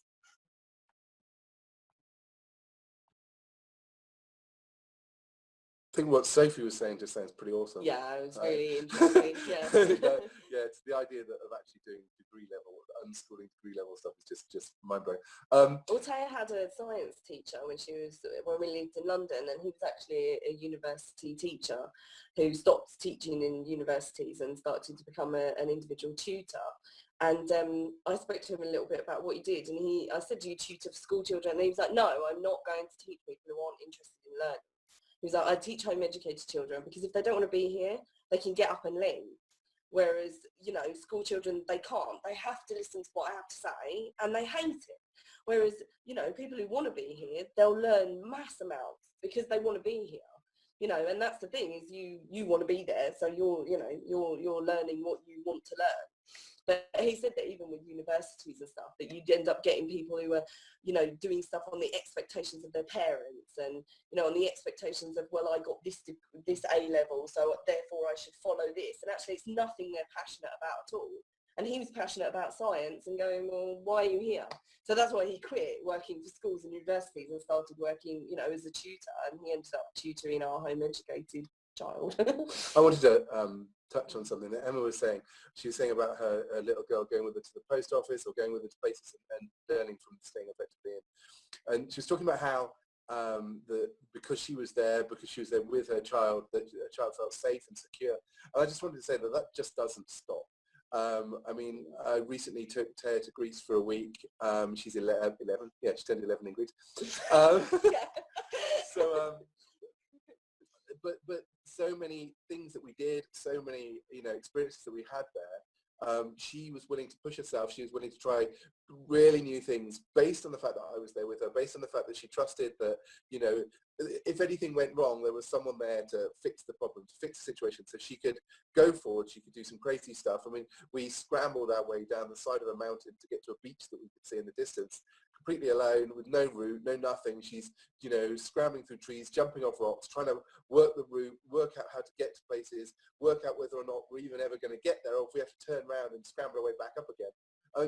And the confidence that she gained, and the sheer amount of pleasure, and you know, she was learning all the time, but the sheer amount of confidence and pleasure she gained that was helped by the fact that she knew I was there.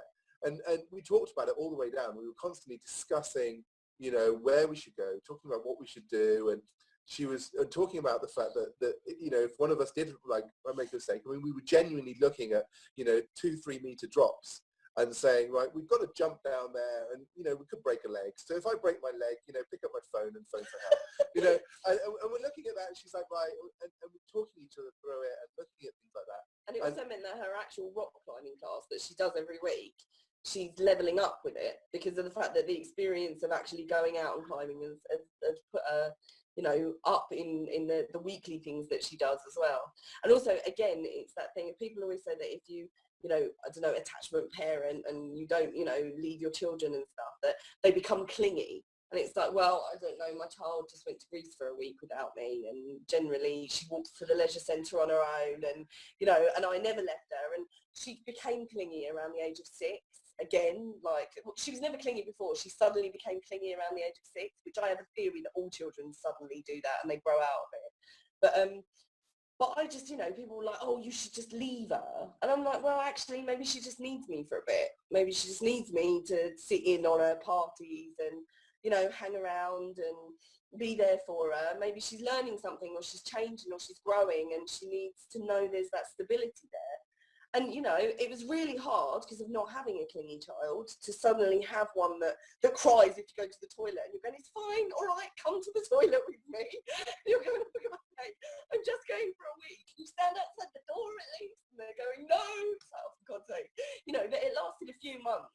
And then after that, she like ballooned and did all this stuff. And I was like, oh, wow, okay. And then she was going, I want to go on my own, go away. And I was like, okay, fine. And so, and now she's 11 and doing her own thing and whatever she wants. And it's like suddenly, yeah, people are going, oh, well, you know, you'll make them clingy if you let them, you know, attach themselves to you like that. And it's like, well, no, what you do is you let them know that they can go off because you'll always be there. They can come back to you. If they need you, they can come back to you. So therefore they look at you as this stable structure in their life that they can then go, well, I don't need to hang around her. She's great, but, you know, well, I like to think that she thinks I'm great.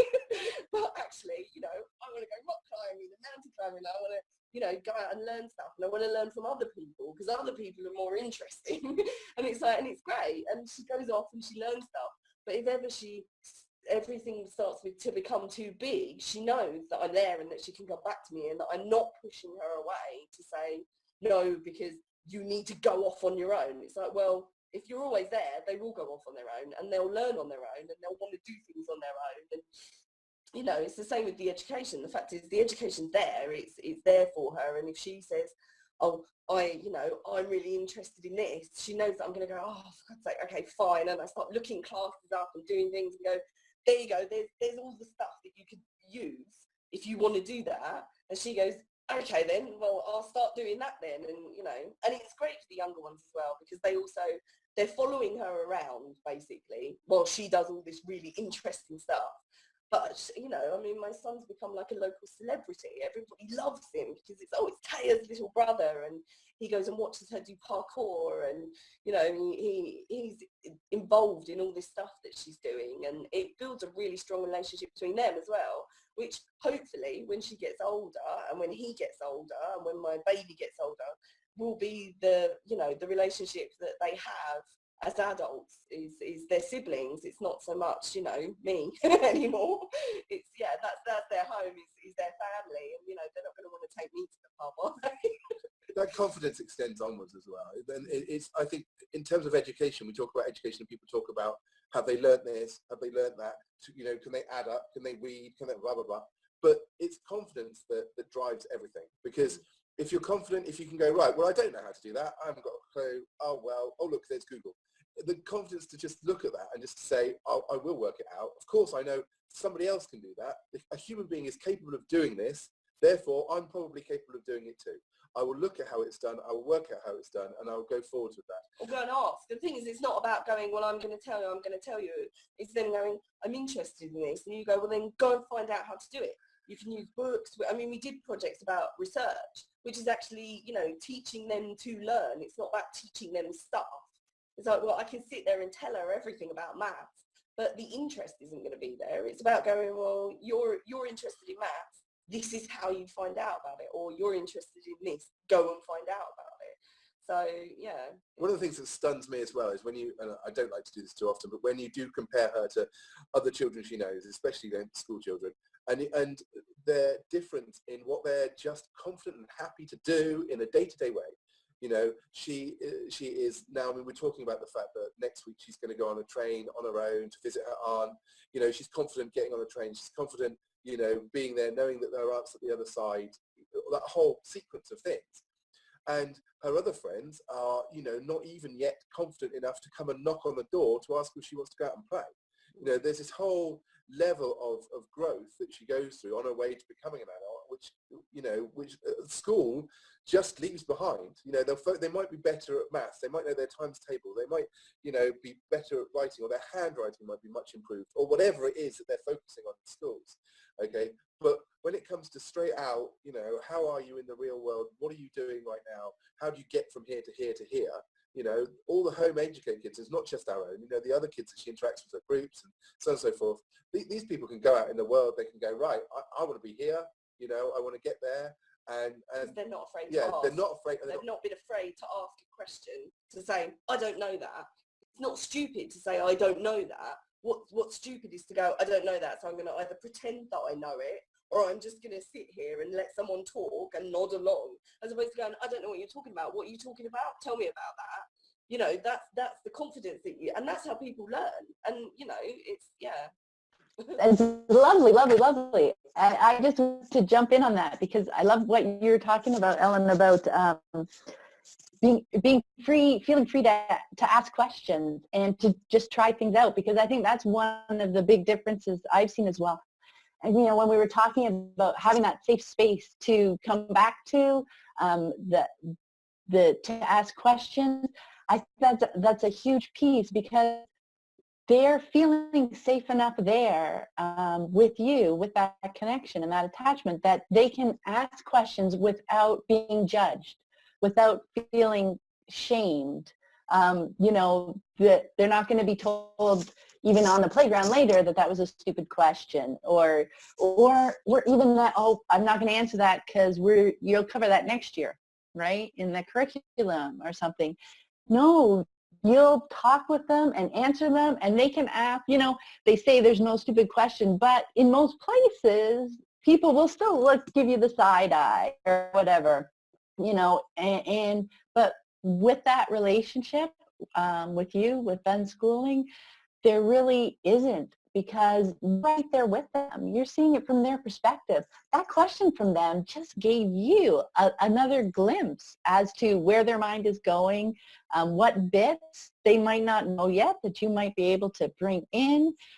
It's just a really safe environment for learning, and that's where the best learning can happen, because you can really meet them where they are versus them having to try and stretch and be somewhere where people are expecting them to be. Like once expectations are out of the mix and judgments out of the mix, it's so safe, and you can just see their learning grow and grow and grow. The other piece I wanted to touch on was what Sophie had talked about, that intrinsic motivation, that internal motivation, because, you know, when I run into parents and they say, oh, you know, your kids don't go to school, you know, oh, my kids could never do that. They don't like learning, you know. They won't learn if I just let them be at home and do whatever they want. But when you shift that focus from away from marks and curriculum and into interest, you know, as you guys have been talking about, the depth of that learning is just incredible. You don't realize it. That intrinsic motivation is so beautiful because they will explore and find all the different things that interest them and that grab them. As Terry talked about, you know, maybe they will take another step and maybe they won't, but that's more learning too, right? Because then it's like, oh, you know, that isn't interesting to me right now. I'm going to take this other path. And what's amazing is, yeah, they think they won't ever do anything hard because you're not making them do anything, but holy crap, when you sit back and just watch them, when they're interested in something, they are so determined to follow that, to learn about it, to keep going, even when they have to try over and over and over again to either figure it out or to accomplish the task. I mean, that determination is just incredible when it's something that they're interested in pursuing. You don't have to teach that. You know, so often parents think, well, I can't let them quit that or I can't let them stop that because they need to know that they have to follow through, right? No, not at all. They will learn that. They already have that. You just need to help them find the things that are interesting enough for them to actually show it. On that same theme, Pam, I just wanted to touch again on something that Terry brought up before, which was to do with how we end up in life. And, you know, once you have responsibilities and financial commitments and it's harder to shift career, or you're doing a job and you're kind of like, why am I doing this? This isn't my passion, and you feel trapped in it, and that, you know, that making a change at that point would be really difficult. You know, for me, what's becoming clearer and clearer the further along this unschooling journey we go is that unschooling is such a conscious process. And if you are approaching your education in this critical thinking way where you're having to ask yourself all the time, like, do I want to know this? Do I need to know this? Do I want to do this? Do I need to do this? I feel like you are able to, you know, to live in a very tight line to your authentic self from birth, rather than being kind of scattered and disoriented by what, you know, to me, traditional schooling is just this kind of like overwhelmed dump of knowledge and expectation that just spins you away from your true actual path and your kind of route to happiness and your actual passions, and sells you a lot of false ideas about what will make you successful or what will make you be able to do this or that. And it's, you know, very rarely does it actually link back to who you are as a person, really as an individual. Whereas with unschooling, you can't escape yourself. Like, yourself is the point at which you are, you know, going from. It's your like North Star, you know, so I just feel as though you're so much less likely to become lost in your own life. Whether that's in childhood or in later life or at any age, you're always being determined, you know, you're always being guided by what makes sense to you, what feels good to you, what feels playful to you, what makes sense to you as an individual. And if you are going to be following that path, then how can you not, you know, be successful? You're self-actualizing every single step of the way, rather than waiting for this future point for that success to come or for that thing to happen. It's just your day-to-day experience, I think.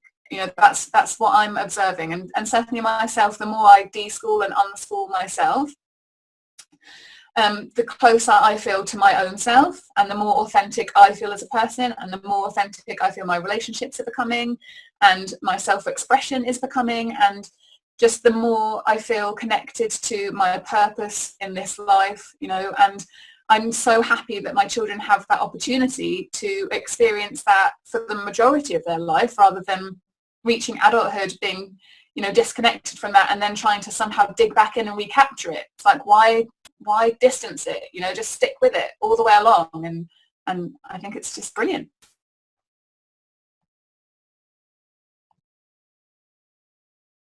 I just wanted to come in there a minute because I was thinking about how setting our careers aside or working in a way that's sort of flexible, that enables you to be with your children, actually helps you to be more emotionally available to them. I was thinking, I know Terry mentioned earlier on about her job, was quite, I think she mentioned being quite stressful, and how it was difficult for her to set that aside when she came home.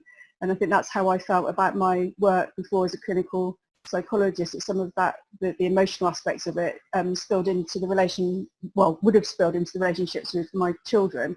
And I know that Pam has been writing about this as well, is how unschooling allows us to have time and the freedom of to be able to sort of be with our children and have patience to see how their natural development unfolds without sort of pressuring them to sort of fit into like a framework or hurrying them. And I was sort of thinking in terms of, I know Pam's mentioned, because I've read some of her articles recently about how we can get to know our children more deeply through just allowing that process to unfold naturally. And I think sometimes it can be very difficult to achieve a work-life balance. And I think that's why I felt at the time that it was important for me to put my career aside. I'm trying to pick that up again in a way, but in a more creative way that doesn't impact on the children. So sort of like working flexible and sort of like reconnecting to my own sort of passions and interests, which is Sophie's mentioned about her sort of like unschooling masters that she's doing. I'm trying to find ways that, so I'm not just leaving that part of myself behind that I used to sort of like love and be engaged with life, but that I'm bringing that into my life with my children in a way that's meaningful to both for me and to them. So I just think that unschooling kind of makes that more possible. It doesn't have to be that sharp divide between work and family life, that if you can be creative.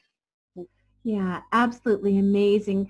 I cannot believe we've already been going for 2 hours. We could probably go for another 2 hours at this point. What an incredible panel. My goodness. Before we completely run out of time, I'm going to go ahead and go around to each of our panelists and facilitate you to share any closing remarks or closing thoughts, anything you want to leave the panel with, and perhaps somebody who is watching who really is struggling with changing the story of what it means to be a home educating parent. So go ahead and share those closing remarks. And after you're done with that, please do share any projects or websites that you're working on. And I will remind our audience that you can find more information about each of our panelists on the show notes page. So let's go ahead and jump on over to Rob, and you can share with us your closing remarks and share with us your projects. Hi, I don't have any personal projects to particularly share. However, my partner is brilliant, and I'll share that her website is parentingforsocialchange.com, and there's one more little story. I know I have these crazy anecdotes, but that's me. I was thinking, when I made the decision to try to homeschool, and just be a stay-at-home dad, and why I would encourage other people to do this is because if you're really lucky as an archaeologist, you get that thrill of discovery. You get to open something that maybe somebody hasn't seen for 1,000 years. And if it's from the Bronze Age, it looks like it was put there yesterday. It's beautiful. It's a treasure hunt. It's the same thing with your kids. It's more than what's in the diaper. There's going to be a great experience for you that's just going to unfold, and it's going to blow your mind. So it's definitely worth it, because I believe, like other people said before, I think Sophie said this, that they come out fully formed human beings from the start. They've got attitudes, they've got opinions, they've got stuff to offer the world. And if you're lucky, you can go along with them and discover that together.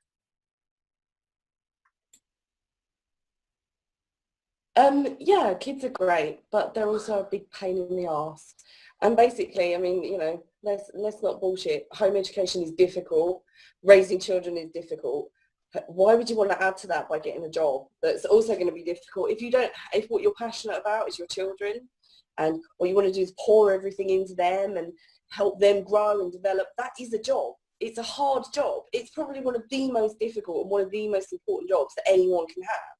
So taking away from that to go, oh, well, you know, I want to go and scrub floors, or I, you know, want to, you know, do something else, or even if you're passionate about your work, it's like, well, you know, are you more passionate about your children? You know, and I think that helps if you're in a couple, because of the fact that you can share it. But at the same time, I mean, we have 2 children under 2, and one of them's awake now, and I'm going to have to go and deal with it. So that's what I mean. But sometimes they're both awake, and it's a nightmare. But yeah, you know, educating them is hard, and you know, it's important really to work with them, because you know what happens to them and how they grow and how they develop is important. It's important to the world. It's not just important to you. It's not just important to them. The fact is, as I always used to say, that I want my child to be the sort of child that will hold a door open for someone. You know, and they're not going to learn that being left in the school, because that's not what's important to them. It's about how they feel. It's about them feeling comforted. It's about them having someone there.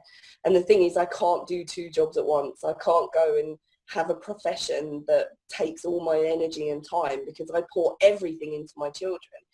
And, you know, I want them to learn that when they find something they're passionate about, that they love, that they pour everything into it, and that they love it. And yeah, so she's gone back to sleep. Yay.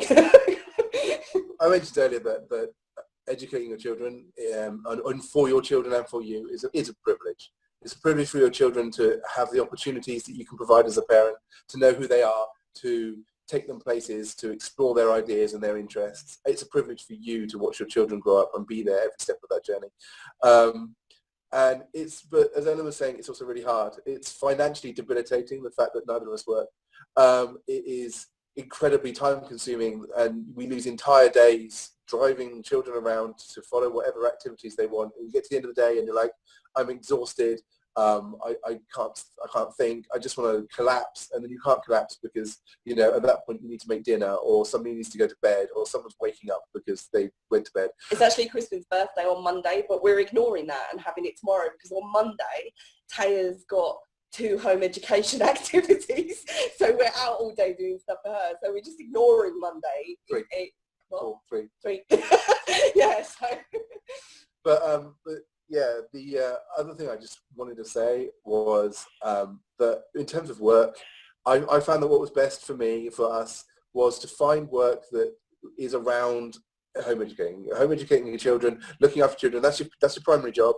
Yes, you need money in life, and you know, you need to make that money. So find something that works with your focus. Your focus is your children. Your secondary thing is getting some money to feed them. You know, I always wanted to be a writer from when I was very, very small, and I have the privilege again of being able to be a writer and just about making enough money to feed the children, whilst also taking all that time with them and spending that thing with them. I mean, Crispin could go to work, he could earn 60 grand a year, and I could sit at home all day with the kids and, you know, do my nails. Why don't we do that? But at the end of the day, I want my children to have an example of somebody who's passionate about what they do, and that will struggle to do what they do and is involved in what they do, and not, you know, somebody who's just chasing money and being miserable. Because the thing is, when your children are born, what you want is for them to be healthy and happy. And I don't know why at some point we suddenly go, they need to be something else, something better than happy and healthy. It's like, well, no, I just want them to be happy and healthy. And if that's what happens from me home educating, from us home educating, then that's great. I don't care what else she wants to do. It's her life, not mine. So. Yeah. In terms of final plugging and stuff, obviously I said I'm a writer. I've written some books about. We put all mine. We wrote books about home educating children, which we're going to talk about in another show, I believe. Yeah, search me on Amazon, have a look, buy some books. I get a coffee every 4 books you buy. 4 books. You get like 99p. I get to go to Starbucks. Great. But yeah, I hope people enjoy having a look at that. And thank you very much, everybody. It's been entertaining and fun. So yeah, thank you. Thanks.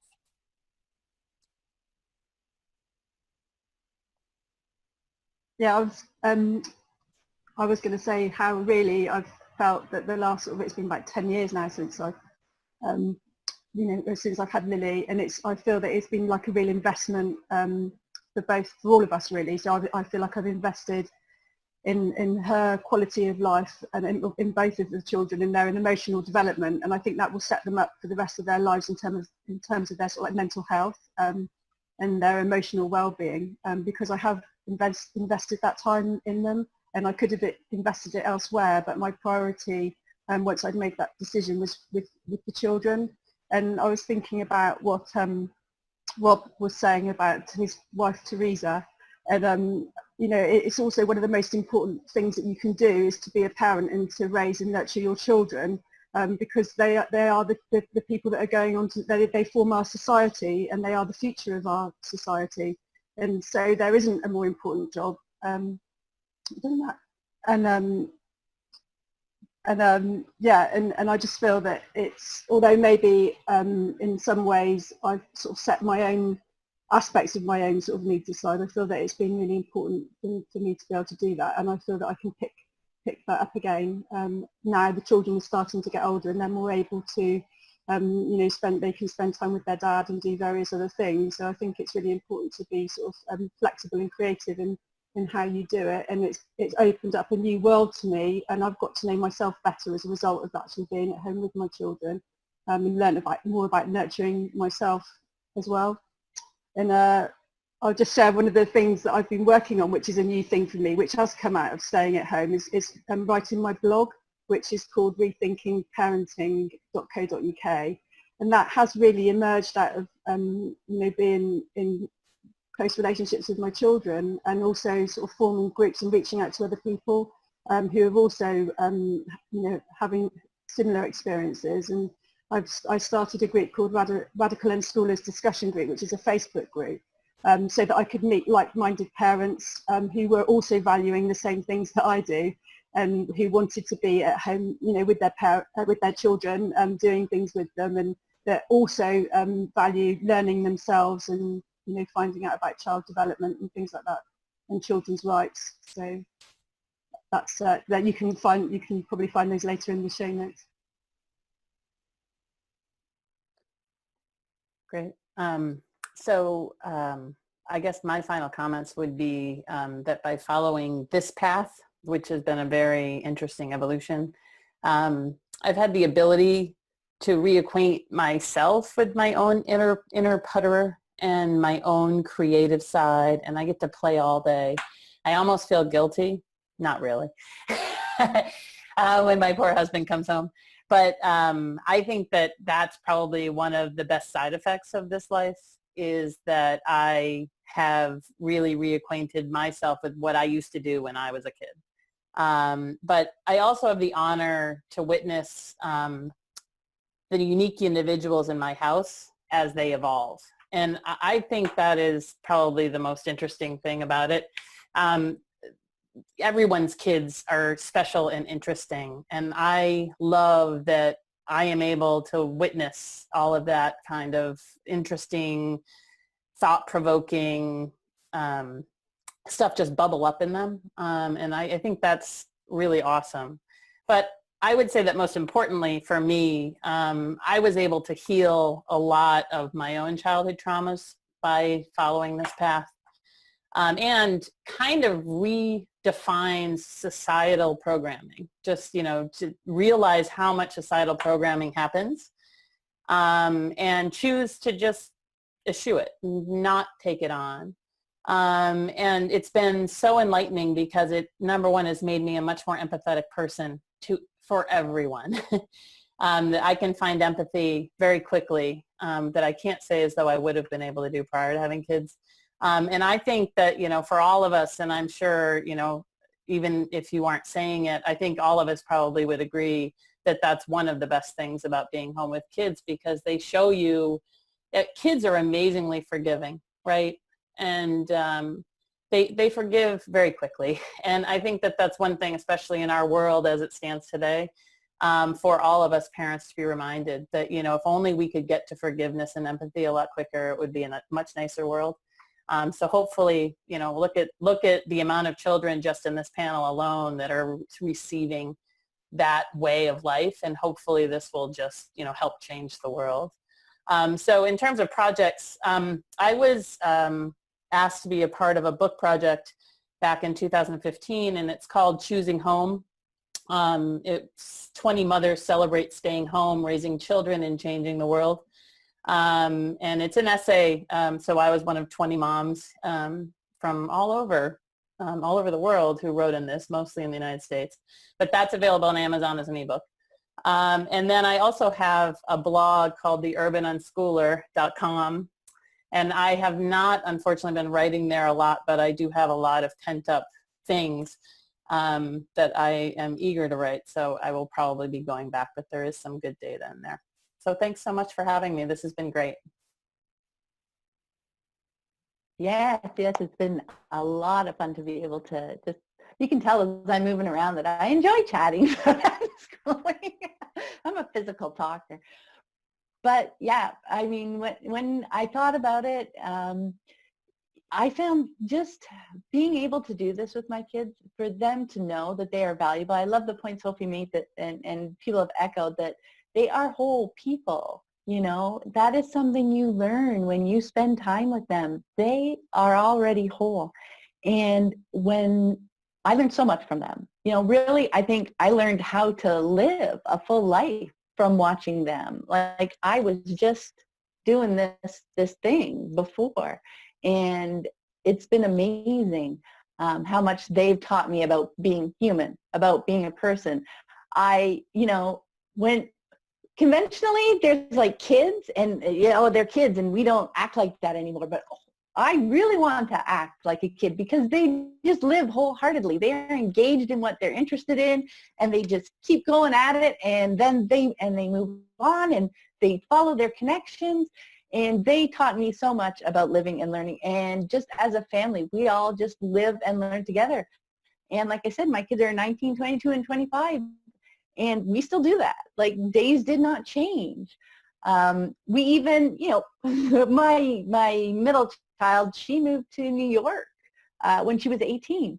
But we're still so nicely connected, besides visiting, but, texting and FaceTime, and we're sharing links of something interesting that we come across for each other because we know what each other's interested in. And that doesn't have to stop. It's not just about childhood. This is just about relationships between human beings and attachments and connections between human beings. And it's just amazing and beautiful. And I really enjoy that. What I like, it's not at all about trying to convince anyone else about what they do, but I felt that it's important work for me to just be with my kids, for them to know that they are valuable and important people, and for us to just live our lives out in the world so that people can just see that we've had comments for years. Our relationships are different with our kids. My teenagers are coming up and saying goodbye and giving me a hug, and give me a hug when I see them again. Other parents and kids look and go, that's a little bit different.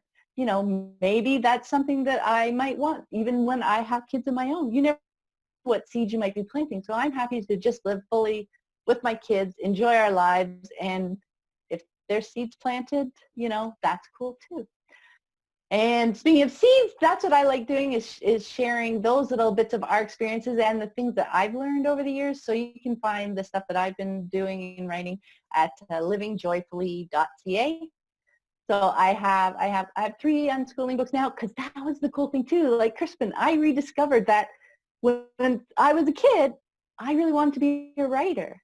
And that was something that was lost along the way, because that wasn't a career that you could get a degree in, that, was respected and all that kind of stuff. So that kind of fell by the wayside. But with my kids, I learned to pursue what was interesting to me. And that's where I ended up. So I've really enjoyed writing, and I am doing that more and more. And I also have a podcast, and there's blog posts and all sorts of stuff. So livingjoyfully.ca if you want to learn anything more. I think I would just my last thoughts on this really are that for anyone that feels that they want to stay with their children, and if they feel as though school just doesn't fit right for them, then just go for it, because we only get this chance once, and don't allow misunderstandings or misrepresentations of doing those things to dissuade you, or the stigma around actually wanting to raise your own children and be with them and live with them and follow their learning. Just don't allow it to stick on you. Just flick it off, and find other like-minded people and just do your research, and you'll find out that there's a whole world out there of people that are connecting with their children in this way, and it's it could be for you too. In terms of plugs and links, I am blogging my Unschooled Masters at unschooledmasters.wordpress.com. If you're interested in the history of childhood and children's rights and education, go and check it out if you like to. And also I write on feminism, parenting, children's rights and social justice type issues at sophiechristoffi.wordpress.com. And yeah, it's been really great to meet everyone and to talk about this subject. I love this subject, so thank you so much for having me, Lainey. Thank you. And it's been my absolute pleasure to host this panel. Thank you all so much. And I also want to thank Anne for producing the show, putting together this panel of amazing, inspiring parents. I'm in awe of all of you, and thank you, Mel and Biggie over at Conscious Consumer Network. We are so grateful for being able to broadcast on your network. So in closing, I always like to say, wherever you are and whatever you do, continue to always do it for the love of learning. If we want to change the world, we must first change the media. Mainstream media exists for the purposes of indoctrination and manipulation of public perception. The world of free and independent media is growing, and with the upsurge in information now available in the public domain, it has never been easier to access free and independent media. The exploration of this information resulted in an experimental project which would provide a fully supported space for researchers, whistleblowers, and seekers of all kinds to express themselves and educate the world. On the 1st of January 2015, Conscious Consumer Network was launched to the world. Nobody thought we would make it this far, but CCN is the longest running free and independent media network of its kind. CCN is a unique collaboration of hearts and souls, bringing you information from different perspectives to educate and inform. Since we started CCN, we have had only one desire: the pursuit of a free, fair, just, sustainable world, and this has not changed. Having overcome many challenges over the last 2 years, CCN is here to stay, and we've got great things lined up for 2017. Help keep CCN on the air by supporting the 2017 Network Support Fund.